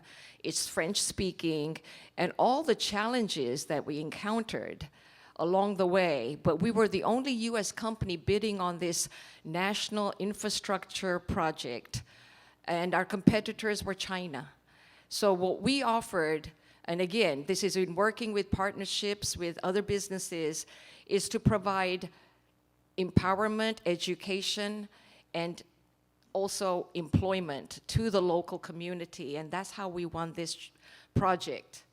Our other project is also in West Africa, just to show you the samples of projects that we do. This is an offshore platform, and the customer here is none other than the largest oil company in China. They came to us because we had a modular power plant that could sit on their offshore platform, weighing less than 40,000 pounds, so they were able to drill for oil and use their pumps and motors as they needed off of the coast of Atlantic. Fracking application. This is a project that we've also just recently completed on behalf of Siemens. And other projects I'm going to quickly go through. We're currently working on a project in Mexico providing 2 16 megawatts power plant, first of its kind that's going to be going to Pemex. And you can see our global footprint here. But what's missing here is, where is there a star in California? And yes, we did do an ethanol project up in Northern California, but I'm here to talk about all the different delegations that we've come across in our 35 years of doing business, because A, we're a manufacturer, we're an engineering company, we're here in Southern California, and we're a woman-owned business. We check all the boxes, we get these delegations to visit us, and they all ask, we love your product, can we see it here in California? So I'm looking for a pilot project that I can build here to show the rest of the world that if I can do it in California, I can do it anywhere. I would love to talk to LAX or the Port of Long Beach or other agencies, because what I provide is 24/7 continuous power. And it is done in conjunction with our partners of GE, Siemens, and others. So the uptime, the efficiency is extremely high. The fact that we are also offering hydrogen. And not only that, our parts per million of emissions are so low that without the catalytic converter that you need to scrub the gases, they can be deployed to places like Texas, New Mexico, where all this fracking is occurring, and also the data centers. The data center market, the AI industry is huge, and they are so hungry for power. I need help in scaling my business to the next level. These are other projects that we've completed over the years. You can imagine 35 years is no easy feat for a small business. We have to look outside our comfort zone and do projects as we come across them. Everything that we do is modular, which means that plug and play in the field. Installation is a very high cost. And so what we do is we minimize that. Our units don't even need foundations. They can be put on the ground, couple of connections, fuel, interconnecting, and they're ready to go. We're also a DoD contractor. Over the years, we've done many projects for our government, the U.S. Air Force Base at Yokota in Japan. We just installed a 10 megawatt combined heat and power project. We've done projects for the U.S. Navy, U.S. Army. and others as well. And again, these were all done with full and open competition, so there was never anything set aside, but it was our tenacity, our persistence for doing better than what we were asked to do that got us to this level. We've received lots of awards, which I'm so grateful for my team and others that have contributed to the success of CHI. And finally, I want to say thank you to Daniel Su and Ling Su and Fiona Ma for inviting me to participate on this panel, this presentation and conference. And I also want to echo what Daniel said earlier, which is there might not be a large quantity of individuals attending this conference, but it's the quality of people that are here that I would love to network with all of you to figure out ways of finding solutions for staying in California. I know Baja California region, as Tomas said, is booming with so much business and industry. I want to be able to provide our modular power plants to your region. And so I'm looking for help from the state and federal agencies to say, how can we do this? Because you are our neighbor and you're growing and you have so many good businesses there that need power to uplift also their businesses and growth. Thank you so much.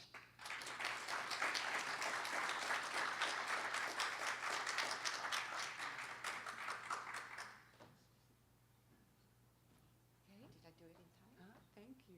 Thank you. Thank you so much. Beautiful. Just a reminder that lunch will be served about an hour and a half at 12:30, so hang on. But in the meantime, we have some wonderful speakers still for you. The next talk, which should be a very interesting one, it's on the advanced prenatal therapeutics and a breakthrough medical device to treat preeclampsia. So I'd like to bring up next Mr. James Smith, PhD. He is president and CEO of Advanced Prenatal Therapeutics. James Smith, please make him welcome. Thank you. Thank you very much. Appreciate it. Thank you. Take it away. Thank you. I thought the panel was going to be a hard act to follow. So my name is James Smith. I'm the president and CEO of Advanced Prenatal Therapeutics. Appreciate the opportunity to be here to present my little story. As it's an economic forum, I'm reminded of a question I was asked at a conference like this before. What's it like as an innovator where, investors want to see you do something unusual, be novel, but be guaranteed, not follow the beaten path. And I thought about how Columbus might have been, that first time asking for a couple of ships, a crew, some supplies to go sail across an uncharted ocean, where every map in the world basically had a sign at the other side saying, here there be dragons, and saying, but trust me, if it works, we'll all be wealthy. So that's kind of how I feel a little bit about making presentations like this. But rather than tell his story more, I'll tell mine. We're a small innovator company and located in Laguna Hills. We started this journey maybe about a decade and a little bit ago. We had an idea to do something that was kind of blue skies. We saw a report in a literature that someone was doing something similar with some success, and we thought, my goodness, we ought to take this off the blue skies list and see if we can actually do something with it, and been making progress on that since. Okay, so my particular project is treating preeclampsia with a targeted apheresis column. To make that simple, preeclampsia is basically a disease that affects about 3 to 5% of all women, usually in the second and third trimester of pregnancy. It's basically a mistiming of development of the pregnancy, leading to a loss of control of blood pressure. So you hear these reports of someone going on bed rest because their blood pressure was high and sustained. And it can lead to things like maternal death. It's the #1 cause of maternal death. It's the #1 cause of fetal death, the #1 cause of premature delivery, because there are no actual therapies that directly treat preeclampsia to date. It's one of the most critical unmet needs for women today. And the reason why you have a lot of premature delivery in this case is because when the mother is at risk, To preserve her life, they often deliver the baby early, even if it's not viable.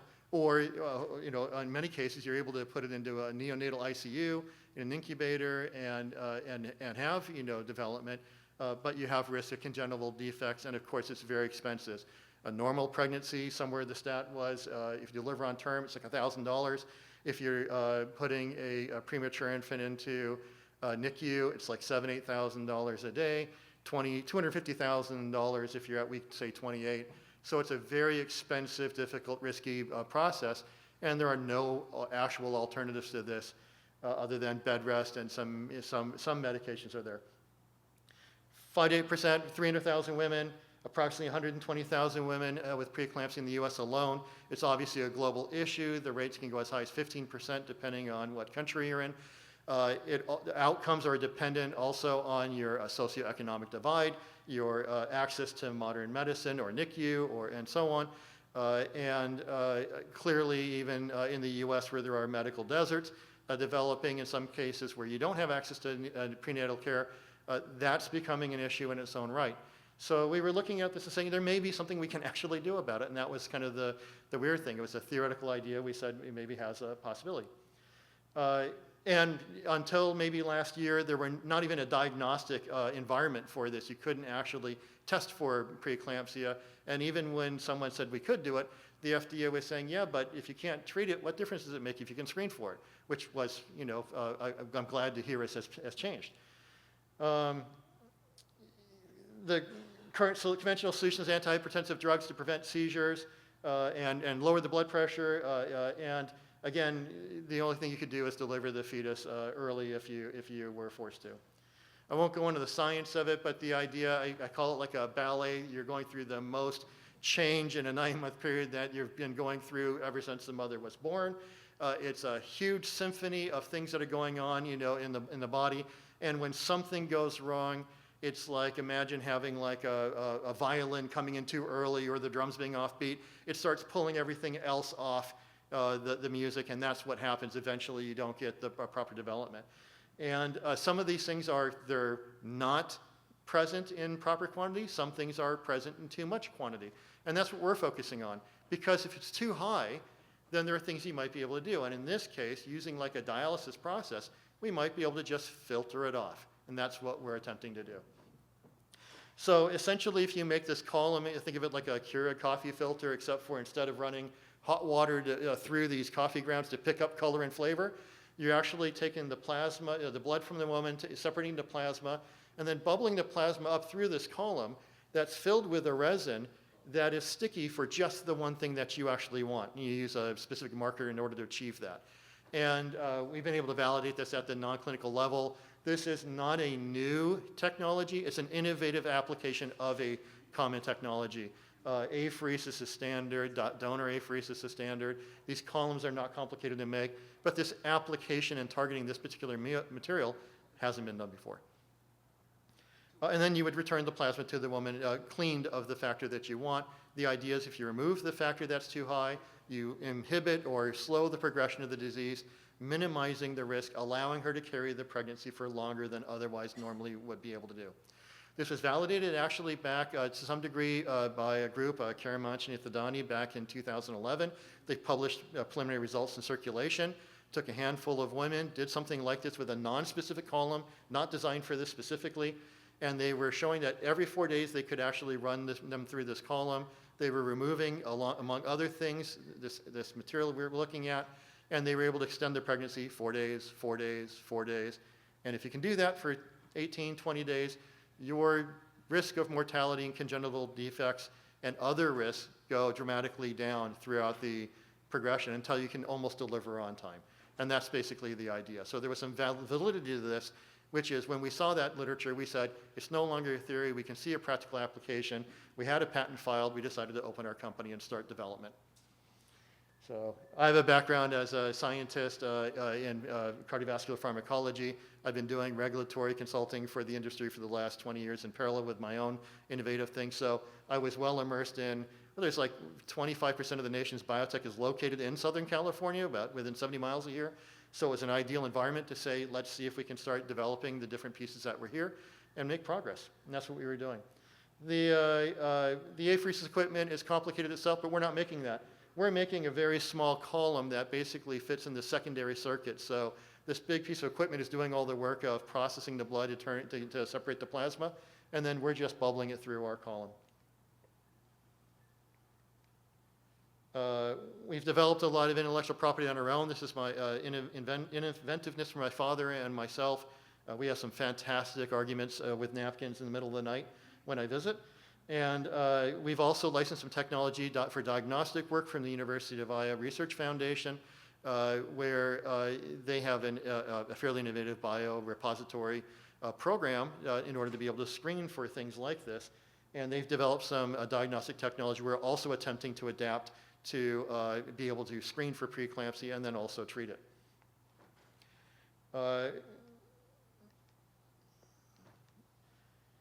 So there's actually no other company that's currently in the market. There are some other companies in the world now that are looking in the same area. Some people are in clinical data at some level. Others have published some research papers in this area. So we think it's an idea that's becoming validated. How far we're able to look across the ocean, if you will, is becoming better.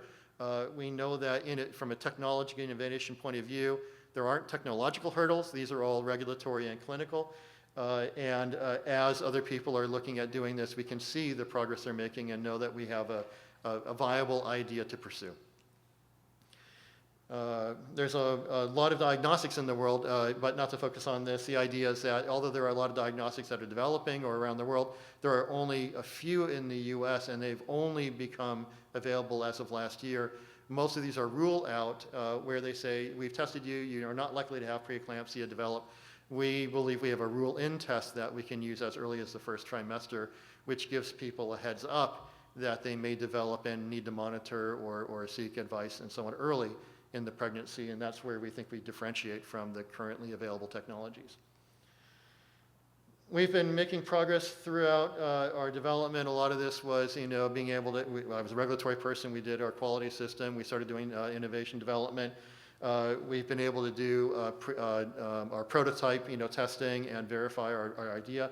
In 2019, we received a breakthrough designation from the FDA, a breakthrough device designation from the FDA, which was really actually kind of fundamental for us. This is where we started to pick up a little steam.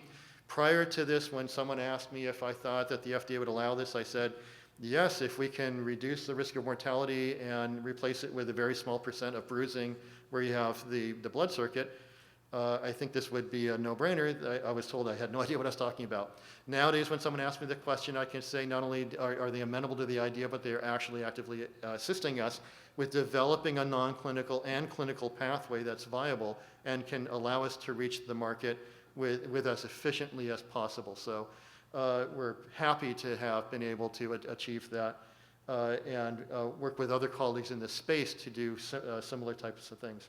We've recently received additional IP in 2023. My father continues to innovate and think of new ideas.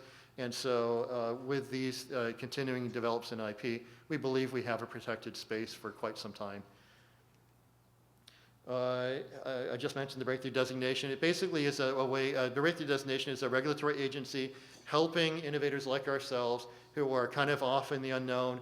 They say, well, if we talk about what we think would be the right thing to do, then you can focus on that and not just sail around forever and then eventually run out of funding and steam. You can actually have a linear path, keep on this path, and if you do and you're successful, we believe that we can get you to approval as long as you meet the milestones and your data supports approval. So this isn't an expedited pathway, but it's a clarified understanding of what will be required. And that's what you really need in this space, is you don't need speed, you need clarity. Because what you want is you want to know that how long it takes you, you need to make sure that you're able to get across the line when you take your shot. And for small businesses, that's super critical. You don't often get a second shot.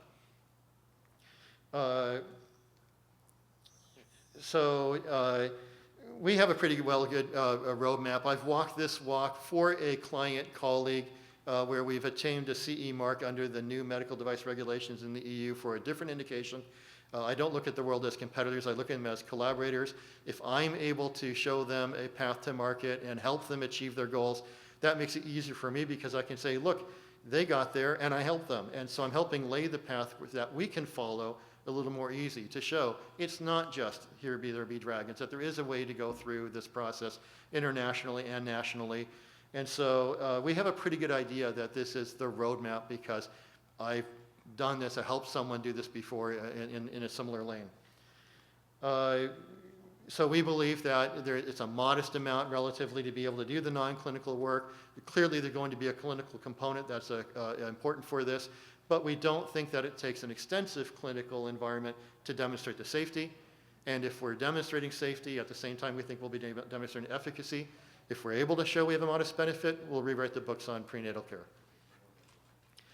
And not that I want to dive into this too much here, but basically the idea is that there's a 3 to 5% of all pregnancies have preeclampsia as an uncomputed technology. If we're only charging a small amount per column, it's something like $6,000 a column. You might do this treatment twice within a pregnancy that has early preeclampsia. Compare that to $7,000, $8,000 a day with NICU. This is clearly a cost benefit for an environment where you're looking at constraining costs.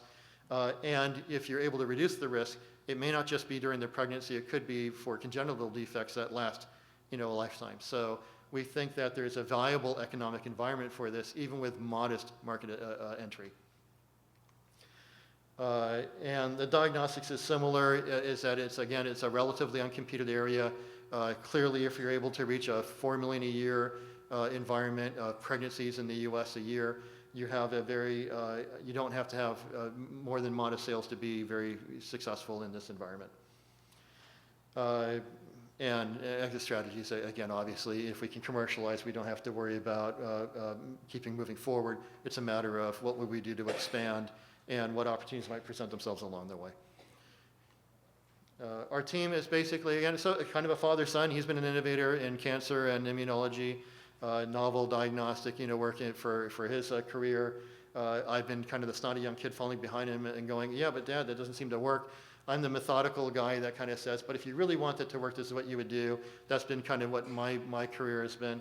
Daniel Thiel, he's on our team, helped us get started. And Jacqueline's been with me for about maybe 10 years now, helping me on the regulatory side as well. Does it better, I've just been doing it longer, is how I always say it. Our industry partners, VJ is someone who's very well known in our area as someone that is a fantastic networker and someone that is able to connect and make these environments available to that kind of, that ecosystem for companies to be successful. Ann Garrett is the original co-founder of the Preeclampsia Foundation and has been a fantastic proponent of what we're doing, and we've been appreciative of that. She tells it better, but we're her one endorsement in 20 years of seeing, the miracle of the day for preeclampsia. And that's it. So that's our presentation.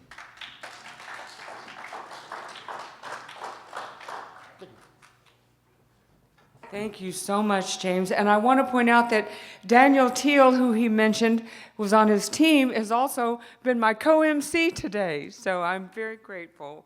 Wonderful working with you. All right, we have an exciting event next. Our next speaker is Stephen Sturman.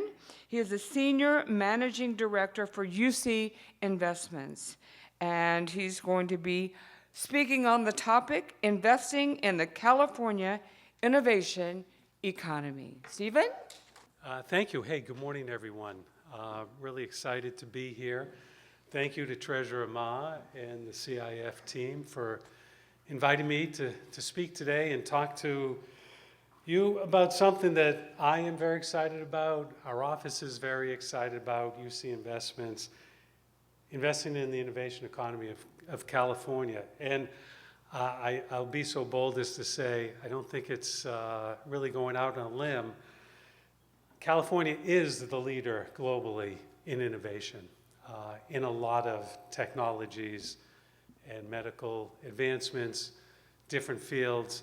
And UC is in the middle of that ecosystem, generating a lot of the IP that drives that innovation. So we're very fortunate, I'm very fortunate to be at UC, and we're excited to be investing in California. And what a time it is to be investing in California, to be here. Because in my thinking, you know, we're at the beginning of another technological revolution. That is AI. We hear about it, we talk about it. Some of us have a hard time understanding it. I still, even though I speak to a lot of experts in this space, often don't understand the technology. But I am convinced that the next Google or Apple or NVIDIA will come from this technology, and it will be a California company. And so the opportunity is here. And why will it be a California company? I believe it's because the talent is here. If you look at where the best engineering talent is, it's in California. There's great talent around the world globally, but every founder I talk to, I speak to a lot of founders, I say, you're building a team, you want to attack this issue, where do you get the talent from? And the top of that pyramid of talent they want in the company is in California. They may have a team elsewhere in the US, or they may offshore certain components of what they're doing, but that core technology is going to be California made. That's where the real innovation is. The rest of it is building out on that innovation. So we think that the opportunity is right here in our backyard. And who's really developing the talent for these companies? It's the UC graduates. Whether it's UCLA or Berkeley or San Diego or Merced or others, we have a lot of great students that can come into new companies and help innovate. And that's why a lot of these companies decide to start up here, because the talent is here. So let me talk to you a little bit about the University of California. I'm sure a lot of you are familiar with it, but I know a lot of people are not from California. I don't want to sound too much of like a home teamer, but a number of folks globally, in studies, name it the #1 public university globally. And I would certainly agree with that. This system is 10 campuses, 300,000 students, 2 million alumni, and obviously that grows quickly every year. We have 6 academic health centers and help manage 3 national labs, including Los Alamos, Lawrence Livermore National Security, and the Lawrence Berkeley lab up in Berkeley, just up the hill from the campus. And the system has produced 70 Nobel Prize winners and 96 MacArthur Genius Awards. And that's why there are 4 patents a day coming out of the UC system, 4 inventions a day. And the UC system generates more patents than anybody in the US or globally. So it's a real engine of innovation. And a lot of that technology is, every campus has a tech transfer office. That technology is licensed and commercialized. And I spend a lot of time with others in my office going around that ecosystem to see what's really interesting and what we may be able to invest in at an early stage. So I'll tell you a little bit about our office as well. UC Investments, what is that? Hopefully the feedback, you're not hearing too much of it, and it's just me, but myself, my colleagues, we're very fortunate to be entrusted with being fiduciaries for the UC system's assets. We manage pension, endowment, working capital, other assets of the university. It adds up to a really big number. It's about $170 billion. The UC retirement plan is a plan, defined benefit plan, that's about $90 billion, and that is for our 300,000 plus employees across the state of California. So that's a big plan. And then the endowment, the Regental endowment, there are other endowments across the UC system, is about $25 billion. And that retirement plan and that pension plan, that 110, 115 billion, is where we actively invest in stocks, bonds, real estate, private equity, and venture. I happen to head up the private equity team. That's about $15 billion portfolio of venture, growth equity, and traditional buyout private equity. And if you think about what is our office, we're investing for UC. It's been around for 150 plus years. So we're long-term capital, we're patient, and we're looking to generate returns that will sustain the pension and the endowment, so we can meet the needs of the campuses. We're a small office, a lot of assets, 30 investment professionals. That's a different model than, say, CalPERS or CalSTRS, which a lot you may be familiar with, which have, several hundred or 200 or 300. So we'd like to think of ourselves as lean, active, innovative, and as a result of being small, we can act quickly, we can innovate, but one of our pillars is concentrate and less is more. We have fewer people, so we can do fewer things with fewer partners. We have a core, kind of a small group of partners, GPs, where we're LPs, and we co-invest and we direct invest as well. But we have a small group so we can know them quite well and know our portfolio quite well.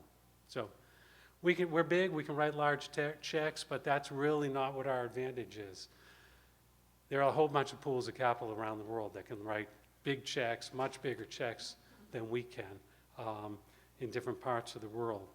Our advantage is that we're in California and that we're the UC, right? My calling card is the UC.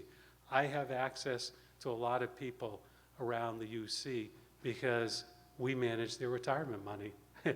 Whenever I reach out to a professor, I say, yeah, I'd love to pick your brain about this thing, and by the way, I'm really working for you, right?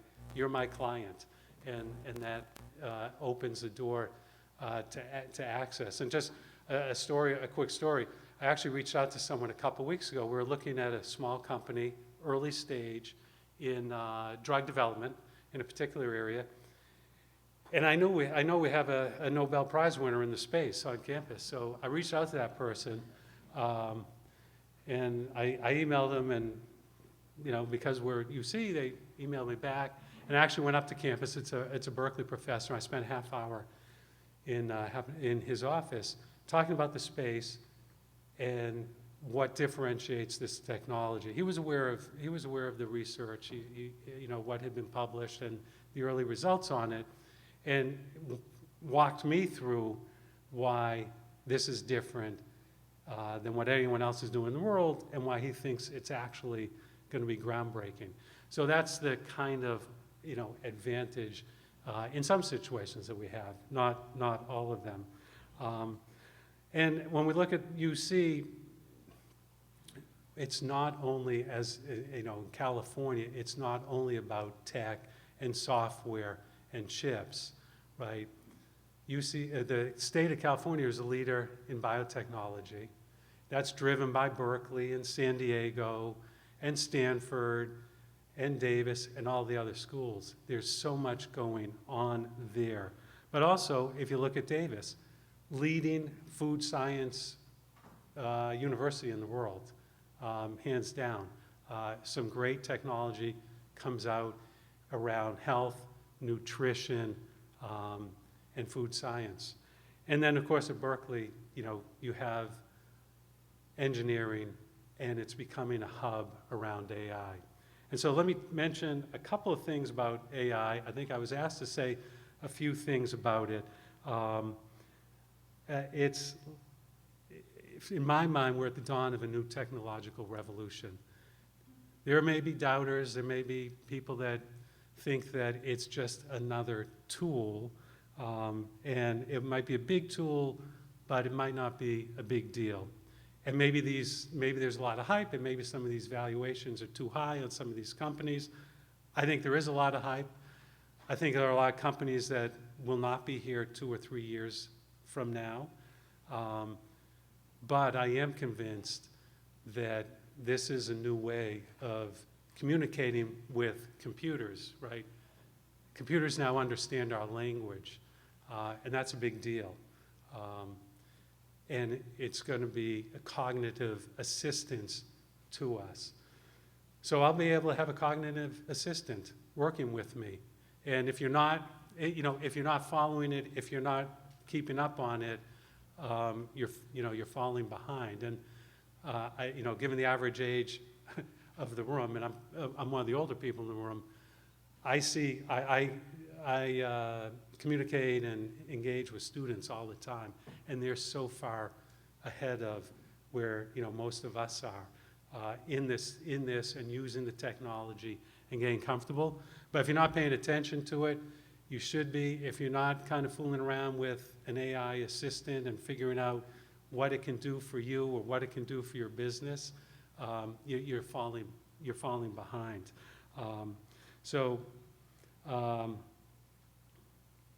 From the investment perspective, what do we think about investing? Early on, right, where's the place to have been is with the giants out there that are really benefiting from this. That's been the safest space, right? NVIDIA, Google, Microsoft.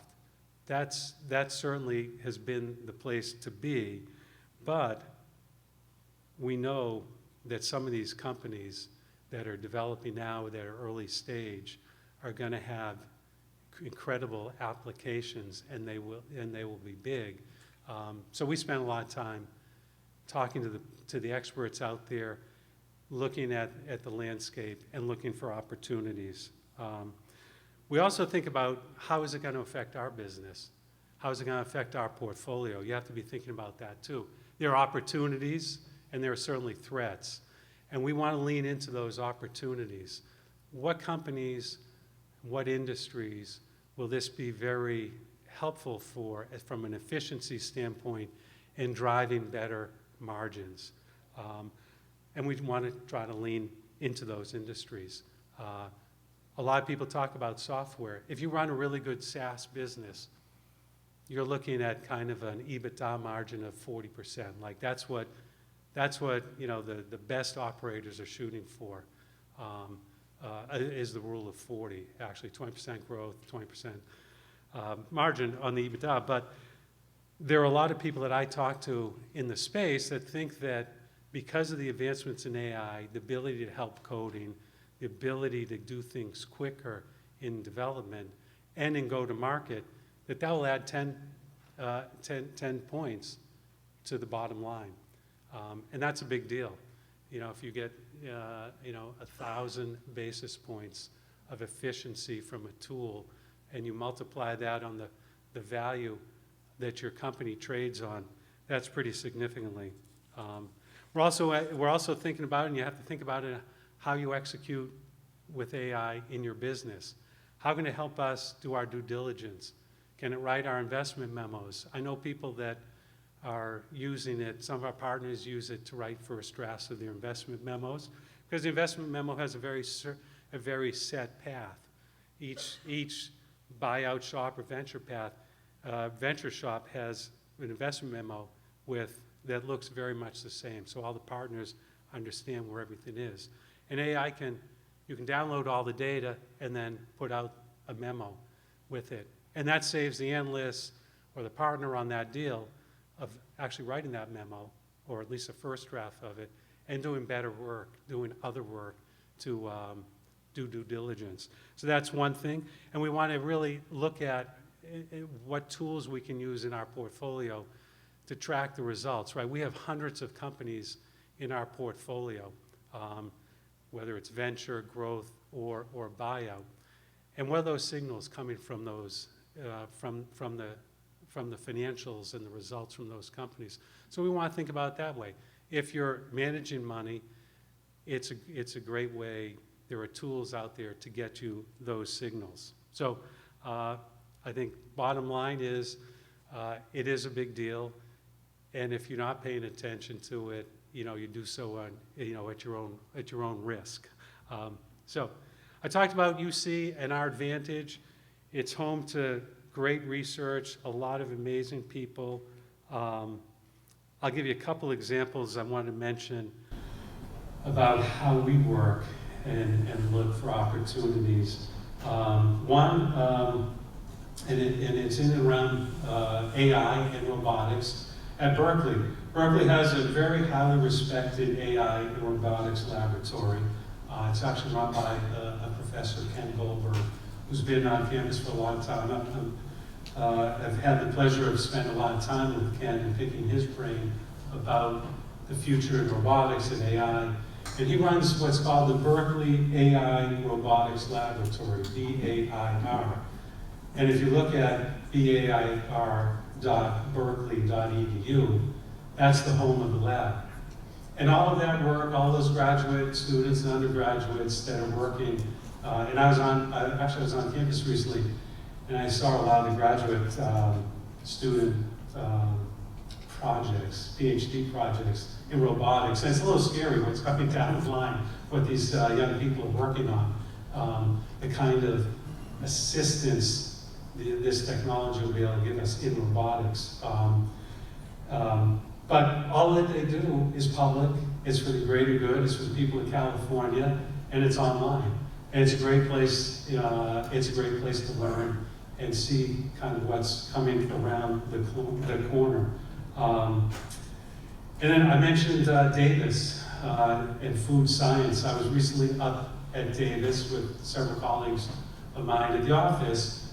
And again, we sat with some professors hearing about what's around the corner in food, alternative proteins, health, nutrition, advancements, and saw a lot of pitches from actually companies coming from Davis, from students. And it's a very active campus, a lot of startups. One from that trip is raising a Series A and will invest. We've done a lot of work on it, it's very interesting. But my point is, on that and at other campuses and around the country, around the state of California, there are so many events, so many places that you can go to talk to entrepreneurs, scientists, researchers, founders, and other investors to see what's going on and to find opportunity. I think it's just such a great advantage for us sitting here in California. If I wanted to, I look at my email, I could go out every night of the week. Our office is in Oakland, I live up in Oakland. I could be out in Oakland or San Francisco or Palo Alto every night of the week with some group of founders, investors, and researchers. And those groups are, it's not obvious how to find them maybe. There's not necessarily a map, but they're actually open, they're inclusive, and they invite a lot of people to go. So I think that's a map of finding a lot of interesting opportunity. So I think I don't see a timer. I probably have some more time. I'll just highlight a couple of quick things that we do investing directly in the ecosystem. One example, I talked about Berkeley, I talked about robotics. There's a company that spun out 4 PhD students that spun out, started a robotics company a few years ago. We invest at Berkeley through actually something called the House Fund, where we are the significant LP in a seed fund that is investing in Berkeley, on campus, only Berkeley companies or recent alumni. We have stakes in about 100 companies, Berkeley companies, through that fund. And I track, the kind of breakout companies of that fund. I'm always talking to them. What company is working, what's not, what's the most exciting, when are they going to need money, when should I meet them? So I'll really feel comfortable with them, they'll feel comfortable with me, and we can do something. So that company, that robotics company, we invested in seed stage, and then, I got to know the company, 4 UC alum very happy to have UC Investments on their cap table, and we invested in their, in their next round. I'm actually visiting them tomorrow to talk about, some further investment, because as they ramp up, they're getting a lot of traction in industry. They need both some debt capital and some equity capital to kind of meet the demand that's out there. That's one. Another thing that we spend a lot of time on down here in Orange County, around Irvine, UC Irvine Health, large health center. They're very entrepreneurial. They see a lot of interesting opportunities, young companies that come in that might solve problems for them. And so we talked to, I spent time talking and working with some folks at UCI, and they said, we'd love to invest in some of these things that we see. And so we said, let's put together a little fund. We'll invest with you. You guys see the opportunities. If they're convinced it can help them, or they're convinced on the IP and the medical device or the robotic surgery machine, if they're convinced on it and think that they can work on it in the clinic, and maybe we can be a strategic investor. So in the last year and a half, we've invested in about 6 companies with UCI Health, some of their balance sheet money, the endowment money from our office, a couple of medical device companies within a 10-minute drive from here. Most of those companies also have some tie to UC Technology. Some of it's UCLA, one of it's UC San Diego, one of it's UCI. But it's a common theme. I think it's a very fertile ground to find opportunities. And then I'll just highlight one UCLA, very interesting concept that we came up with in drug discovery, drug development. UCLA is great in oncology. There are several billion-dollar drugs that have come out of UCLA. We set up a company about a year ago to take from their oncology research lab, UCLA, our office, and some third-party money, created a company to take promising IP out of the oncology research lab to commercialize. Often in the past, that IP might go directly to industry. And we spent time talking. There's a particular researcher there that's Dennis Slavin, who's responsible for the #1 selling breast cancer drug today, the drug in that space. And that drug, because he couldn't find money, and there was a lot of doubt in the venture community around funding that went right to industry, and industry, made the bulk of that money, many billions of dollars on that.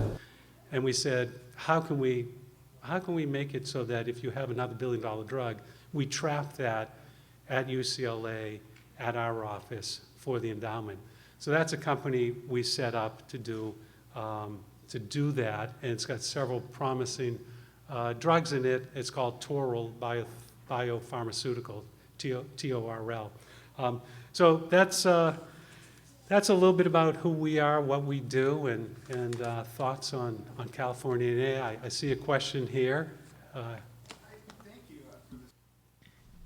It's not fully back, correct? But the idea, smaller companies to raise money, it's you go to a private equity, maybe go to you, and I don't know if this how your model works, but it's this idea that, okay, yes, pay us a $10,000 retainer a month, and we'll take 7% of the proceeds you raise, and these smaller A and B, they don't have the revenue to do it. How do you approach that? Because it seems almost illiquid at this point, and I'm just curious what your thoughts are on that. Well, certainly we don't take any fees. We don't advise companies. I mean, we're investors, and we're not a venture fund, so our goal is not to put, to see thousands of companies, you know, I talk to venture firms like, we got 99% rejection rate. We've got this amazing funnel, and sometimes they take meetings, I think, just so they can say the top of the funnel is these 1,000 companies we've met with, and we have a portfolio of, you know, 20 companies, right? With 30 people, I do a lot of this myself, so it's rather targeted, and it's rather, and I try to ride the coattails of people that I've developed relationships with that are entrepreneurial on campuses that spin out a lot of companies and really know the technology. So like at Berkeley in robotics, Ken Goldberg, he's he's a person like that.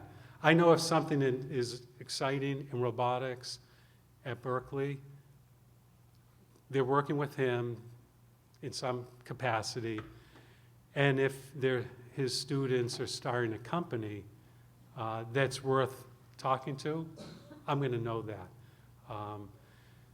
There are some people like that at Davis, there are people like that at UCLA, so that's kind of how I work, or we work in our office. I'm not looking for random, you know, generated interesting ideas like a lot of seed funds are. I mean, a lot of seed funds, it's all about the network, it's all about seeing a lot of deals to, you know, in the space that they want to be. So. All right, thanks, Stephen. I think question-wise, we got one in the back. And then we'll ask them at lunch as well, while you're eating. Well, good morning. I really enjoyed your discussion, Stephen. Question for you. Your title says private equity, but it seems to me intrinsically, intellectually, you're very much into direct investing and in AI. Let me pose to you an interesting question, at least in my view. How would you use AI to whittle out PE shops that come to you for your LP money? Well, I think it's a tool that we'll be able to use to look at the industry generally, broadly. Like if for some reason we have an interest in, you know, we need another partner. We feel like we don't have the right partners, or we want a partner in a specific space. I think AI will be able to go out, grab the universe, grab the results, and put together the information in one place, very neatly organized for people on our team to look at. Now, going back to how you asked the question, I mean, the vast majority of our money, if you look at our private equity portfolio, is with larger cap buyout shops. And venture is a smaller piece.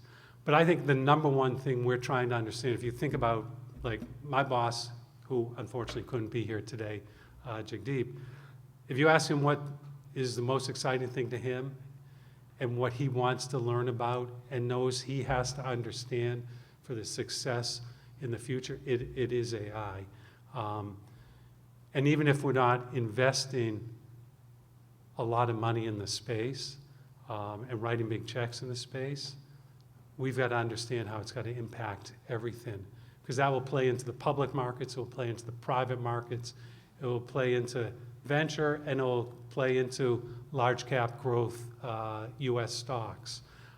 So we pay attention to it, and maybe no opportunity will come our way for 1 or 2 or 3 years, but when it does, we'll be well educated. We'll understand the space, and we'll understand why the opportunity in front of us is potentially the right opportunity. We pick up the rest of the questions as we all meet here and try to keep on schedule a little bit, but thank you. Thank Mr. you. Sturman, that was great. Thanks. Sure everybody wants to catch our ear, including that little preeclampsia company that was before this.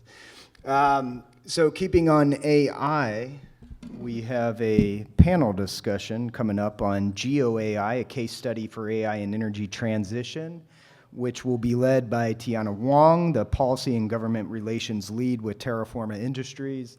And we'll bring up a couple speakers, Olga Tetigan, co-founder and CEO of Lucinetic Incorporated, as well as Crystal Dilworth, the business development lead for Terraforma Industries.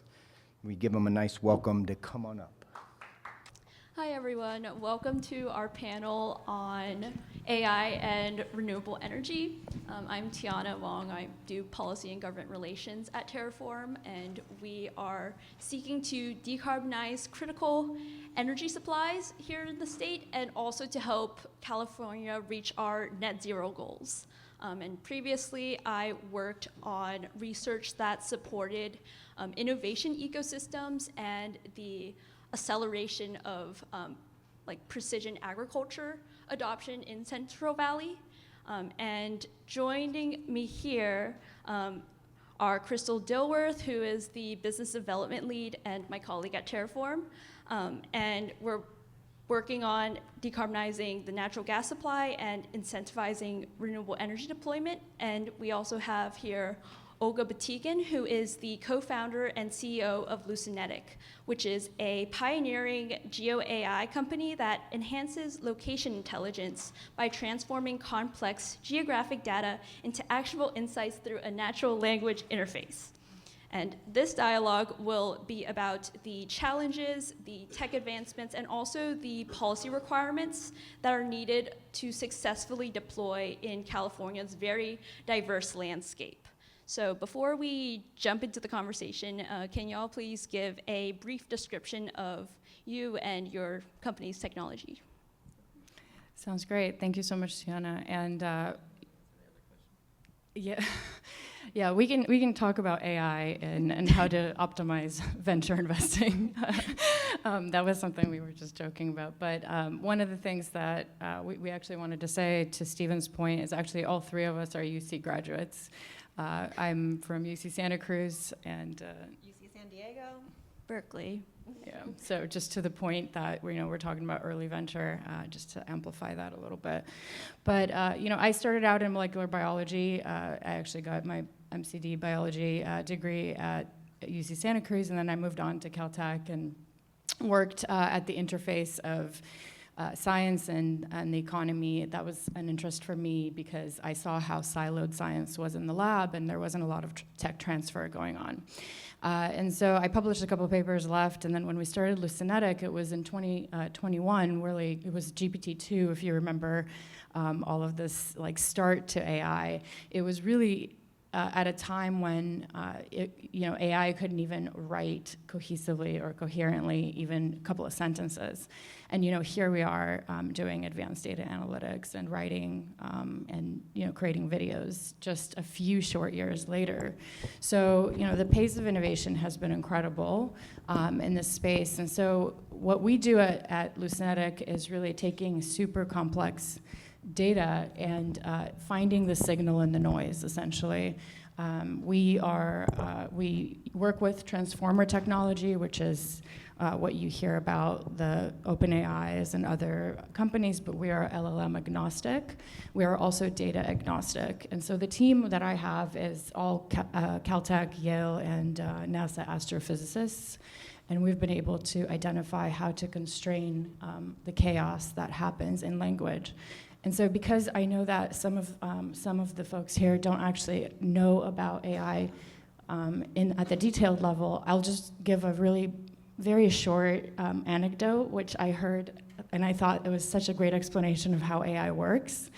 And essentially, you have an Excel spreadsheet with billions of lines, billions of columns, and you can connect those columns efficiently and create what looks like inference. Inference is not really what you get, but essentially you get cross-correlation between the different data points using machine learning. And I've been doing this, I was at an AI startup in predictive medicine 15 years ago. So this has been around for a while, and I think we're just getting to see it. But What we've created is essentially a co-pilot for GIS and mapping technology. And we partnered with a $10 billion partner in mapping who has 60% of the market share in satellite imagery and the such.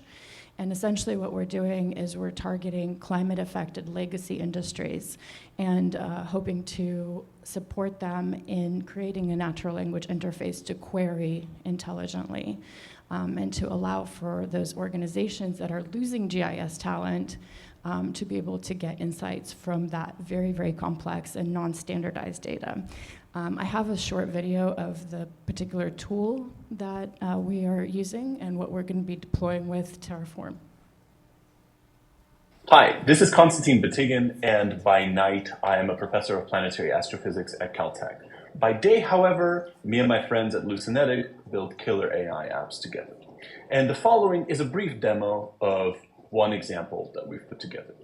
In this example, the user wants to evaluate location options for their next high-end grocery store in Denver.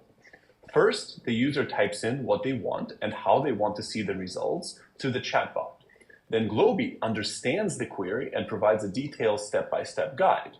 It even understands that drive time, demographics, and spending data will be relevant to this analysis. Following this guide, the user adds the grocery store dataset and selects the region to analyze. With the region selected, the user asks what to do next. Globy provides ideas on what datasets to use and how to analyze the data. Following this suggestion, the user adds the grocery spending dataset and uses the suitability analysis to find the best location for the new store. With the suitability map, the user asks how to create a report for the best location. Globy provides a guide on how to visually filter only the top results. After finding the best locations, the user wants to create an infographic summarizing the analysis for each option. Globy suggests data points tailored to the context of high-end grocery stores, such as demographic, income, spending, and lifestyle datasets. Following this, the user can easily create an infographic on shopping and spending data. Like this example, anyone can bring their datasets together and analyze them with the help of our AI, thereby enhancing their decision-making process with Lucinetic's location intelligence. So this is just an example of site selection for commercial use, but actually the examples are boundless. So we have the really great and difficult problem of making sure we figure out what industry is going to be the best industry. We're an early stage company, so we have several contracts, but one of the things that's really interesting for us is really this energy transition space, because we have companies like Terraform with which we can partner who feel the urgency and who understand what's coming down the pipeline. Yeah, so hopefully you guys can hear me. How about now? Is that better? All right, I'll just talk to my shoulder. It'll be fine. So I'm developing business for a hardware company that's trying to halt the net flux of carbon from the Earth's crust to the atmosphere while retaining the durability and the dependability of chemical energy storage. So we're not anti-hydrocarbon, we are anti-dead dinosaur. So what we're doing is we're using the feedstocks of sunlight, air, and water, and our backgrounds in chemical engineering to synthesize E-gas. So E, natural gas, the product is methane, but the power source for that synthesis is coming from renewable energy. This means that when I'm deploying this technology, I need space for renewable energy assets, I need pipeline access, I need to know what potential communities I'm impacting and if they were previously recognized environmental justice communities. And I also need to know what the solar potential or the wind potential in the areas that I'm trying to deploy my hardware in have. Now, we are an early stage startup. We are actually in the middle of a Series A raise, so if anybody's interested in that, please see me afterwards. We have 15 full-time employees, and I don't have budget to hire a PhD in GIS. But what I can do is partner with a company like Lucinetic that offers me the ability to use that GIS data, the geographical data about the locations of the pipelines, the solar potential in the area, et cetera, to help me decide where to target my very limited resources so that I can develop this technology in the field and then have all of those wonderful problems that you guys were talking about the permitting process and waiting for 10 to 15 years to actually be able to put steel in the ground. I really look forward to having those problems, and Olga's technology is going to help us get there. Yes, and can you dive a little bit deeper into like what specific challenges you encounter while building your business in California, since we're all SoCal based, right, with Lucenetics in Pasadena and us in Burbank? And also, what policy changes could significantly enhance the feasibility and adoption of our technologies? Olga. Okay, so I'll take that first because I'll answer it for energy and then you can be a little bit more specific for AI. When I'm looking for small pilot projects, it's much easier to find partners. But when I'm looking to deploy 20, 50 megawatts of renewable energy, California's not really making it that easy for us. We're actually talking about our first more than 10 megawatt deployment in Wyoming right now because they will match the private funding that our project gets. If I get $8 million of private investment for my project, the state of Wyoming will give me $8 million to incentivize me building it there. And they've got a lot of mine land that's reclaimed that has the water, the land, and the pipeline access that I need for my particular technology. So one of the things that we're really encountering as a hardware company that's also in infrastructure deployment is, look, I can get my seed round funded. VC kind of knows how to do that. But once we start talking about longer timelines, the potential complexities of the regulatory system, they are not willing to dive in to that, the murky sea of these variables. And I'm not big enough at a Series A company to be able to go to the DOE and Jigga Shaw's office and say, hey, can I have $200 million loan to get my first projects built?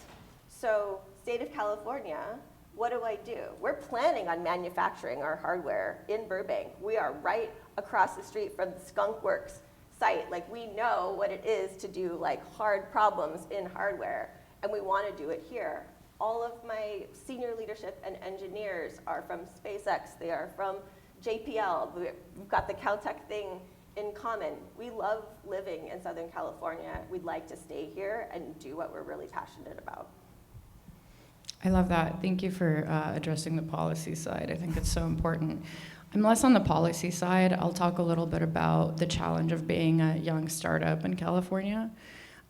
We talked a little bit, I brought up the question, I don't know if the speakers are here, but I didn't really get the answer to my question. So I will just continue to elaborate on the fact that grant processes are too long. Right? When you're going out for a pre-seed or a seed fund, you're looking for 12 months of funding to get out of your garage and get, some people and boots on the ground. And venture capital is looking for returns right away. So there needs to be some way to connect venture with the UC investments, with the other with the grant funding and other funding sources to really focus on the really young innovation happening. Because somebody talked about the fact that 99% of companies don't succeed.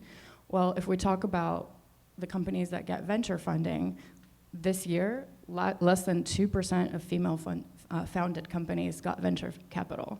Less than 2%. That's like super shameful, right? But then when you're talking about infrastructure and what we're doing, which is the goal is to support American infrastructure, California infrastructure. Those are very, very long projects, right? We're talking to utility companies. I have, some hundred thousands of dollars in the bank. That's not going to last me 36 months to go through that sales cycle and the procurement cycle and the vendor, the vendor management cycle. So there has to be innovation funding, and basically like discretionary funding that's opened up by these legacy industries and the government agencies, because at the end of the day, the way I think about it is it comes down to people, right, and risk, right? People at government organizations don't want to take the risk to work with an early stage company, because then if something happens, then they're to blame personally, right? And so they don't want to take that risk. There needs to be that risk reduction at those levels of organization where the government is able to take on some of that risk and really encourage those organizations to take on more risk. And the way we talk about risk is also very crucial, because we keep talking about risk of working with early stage companies like ours, but the real risk is doing nothing at all, right? The real risk is companies like ours never even seeing the light of day, right? Because we did not get to a particular point in the venture cycle to be able to provide immediate returns. And when I think about GIS and the economy, I really think about it like it's the veins of the economy, right? We don't see a lot of infrastructure venture-backed companies, but access to capital is a really big deal for early stage companies. Access to capital quickly. Yes, quickly. I'm applying for state and federal grants knowing that I might not close my seed round and we might be out of business by the time that they say, congratulations, you've won $2.5 million. Like, well, we've already let everyone go because we needed it sooner than the 18-month grant cycle, or even 12 months. Absolutely, and you bring up a really good point. Like, one of the things I wanted to comment on but didn't want to stand on my soapbox with all of these like resources that government provides. I've accessed those resources. I actually, yes, I know a lot of people don't know about it. I get that, but I actually did. I'm pretty perseverant, so I found very, very, very non-accessible resources, and I explored them, okay? And the problem is I got on the phone with somebody from the government. I tell them, they're like, well, you're not really a small business. You need to go out and raise money. And it's like, okay, thank you for telling me that. I know that, right? And so it's hard because as a early stage founder, you're doing everything, right? You're going out raising money, right? You're going out selling, you're trying to get somebody to set up a contract with you. And so these like early stage needs have to be supported by California if we want to keep that talent here and if we want to continue to have spending power in California. Because we talked about education, right? Education absolutely is in California, right? We have so many amazing people in California. It's incredible, right? And I have parents, my in-laws are in New Mexico. And guess what? If like my company goes out of business, guess where I'm moving, right? I mean, it's just, it's hard, right? And then you think about, of course, there's land and manufacturing and downstream problems. But right now, right at this early stage, I have the potential to help Terraform decarbonize. I have the potential to help utility companies know where their assets are and help, those companies be able to service those assets. We can help prevent natural disasters, or at least we could help provide access to, resources after natural disasters. There are so many things we can do, but none of that is going to be possible without California investing its time and money into these early stage ventures. And also, just to get on soapbox to policy soapbox, I think, or for a little bit of context, the Air Resources Board does have the low carbon fuel standards, and they're really pushing for bio-based alternative fuels to be drop-in replacements for fossil-based ones. And we appreciate this, we like this. However, a recent analysis has shown that the majority of eligible projects and the certified LCFS projects come from out of state. So even though the energy consumption is in California, the direct economic and environmental benefits of energy production aren't seen by folks at home here, especially in rural areas where there has been a lot of traditional energy generation. And on a parallel track, the state has also put a lot of pressure on utilities to decarbonize with the big landmark bill saying that by 2030, 12% of core energy gas demand has to be fulfilled by renewable natural gas. But this, unfortunately, is not very realistic, especially since we also have difficulty sourcing from in-state, simply because bio-based fuels are limited by their feedstocks, right? You need livestock manure or ag waste or landfill waste as your feedstock. And we don't have enough waste to produce enough energy. But unfortunately, in the state language right now, renewable natural gas does not include anything that is synthetic. It does not include e-natural gas, even though we can prove that our environmental benefits, our carbon intensity is more than 140 times less than traditional gas. We still can't get that official stamp of approval so that utilities can use our gas to meet their mandates. So that is the one policy thing I would like to change. Help us help you. Yes, utilities, help us help you. Moving on. At a recent Stanford colloquium, Stephen Chu, who is our former US Secretary of Energy, highlighted that we are very unprepared as a country to service the growing energy demands of AI. So looking ahead, how do you see your companies evolving to meet the state's future energy demands and also overall sustainability goals? Now that we've described the crisis. Yes, there's a crisis. And AI is going to make it worse. AI can make it worse, and then it'll make it better, right? So I can't speak for all of AI, but I will just say that very early on, because I have the pleasure of working with such brilliant humans on my team, we thought about this very, very early, right? In 2021, when all of the LLMs were coming out and battling each other on who's gonna have the most data, who's gonna train the best, et cetera, we decided we were not going into that space. In fact, I will tell you that we were approached by a hedge fund to build an LLM, and we decided not to do that. Olga, what's an LLM? I'm so sorry, thank you. A large language model, transformer technology that creates basically AI as you know it, like the ChatGPT is a function of an LLM.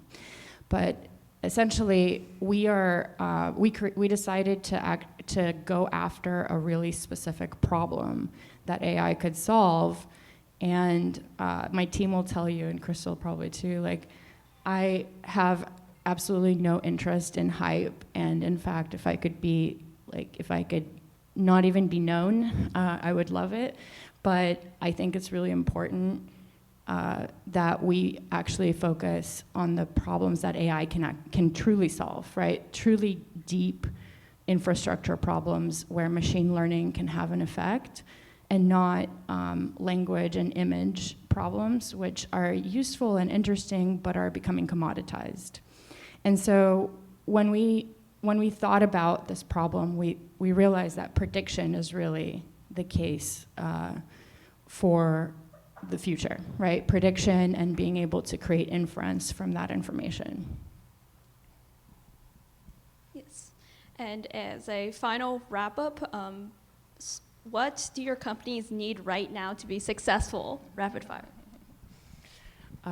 Patient capital, right? Patient capital from partners who understand that what we're doing is an inch wide and $1 billion deep. And we're absolutely going to see the returns, and not just financial, right? But you need a very special partner for that. The other thing that we need is, these types of partners like Terraform, right? And companies that are willing to make decisions quickly, have this, budget for deployment throughout the year, and that, of course, goes back to the previous conversation on government entities creating innovation funds that can be used by throughout the entire year, and not just, basically one time a year planned for the next fiscal year. So that's on my end. Well, once Olga helps me identify exactly where to put my project, I need help building that project. And hopefully that project will already have permitted solar on the site, so I don't have to build it and I can just put my hardware there. But we'll need investors for the project. We'll need help building out the manufacturing capability for our hardware, hopefully in Southern California. And we'll need strategic partners that can help develop the impact of that hardware beyond just the Southern California area. And that also includes, as Tiana was saying, a broader definition of renewable for natural gas, so that we actually can decarbonize not just the California natural gas supply, but the national natural gas supply. And we don't have the time to wait for the cost of solar energy to get so low that we can compete with the $1 price of per MCF of fossil gas right now. We all have to move quickly. And that wraps it up. Thank you so much, Olga and Crystal. Thank you guys. Thank you. Speaker before we break for lunch, and we are continuing on our AI discussion and a very exciting topic, how to create and monetize a digital asset using artificial intelligence. Our next speaker is Prakash Diria, PhD. He is the Professor of Finance for California State University, Dominguez Hills. Please make him welcome. Okay, I'm very keenly aware that I'm standing between you and your lunch.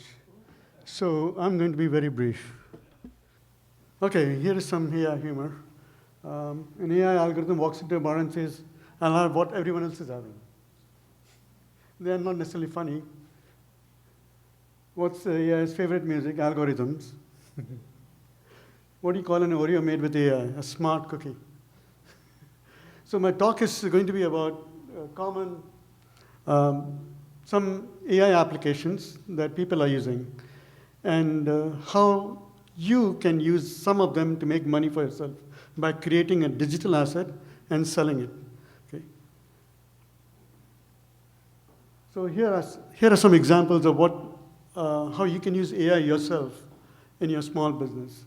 So I'm not going to go through all of them. You can get a copy of my presentation if you want. But these are actual,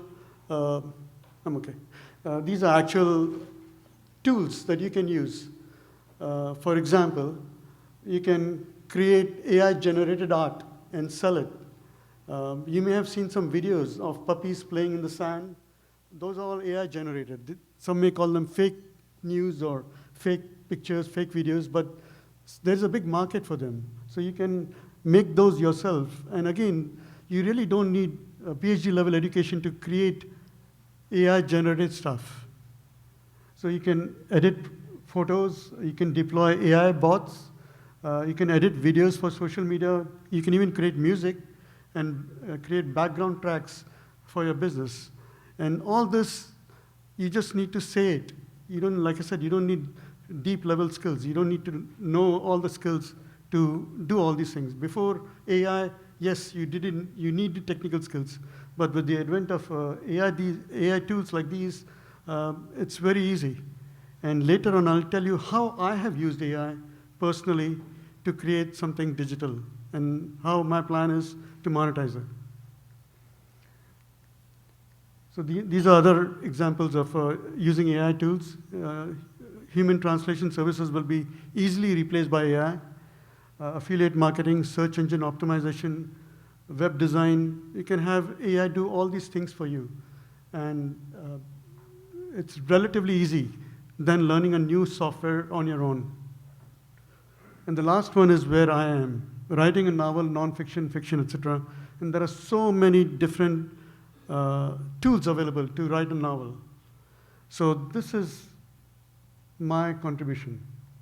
Okay, before I do that, if you are bent with a criminal mind, you can also use AI to make money. So these are some dangerous applications of AI. Like Worm GPT, you can use it for phishing. Poison GPT for large language model supply chain poisoning. And polymorphic malware, where the software that you install secretly can itself change code on its own. So that's very dangerous. So again, these are some AI applications that you need to be watchful for. But going back to what my plan is, suppose you create a AI-based world. Let's say a prison.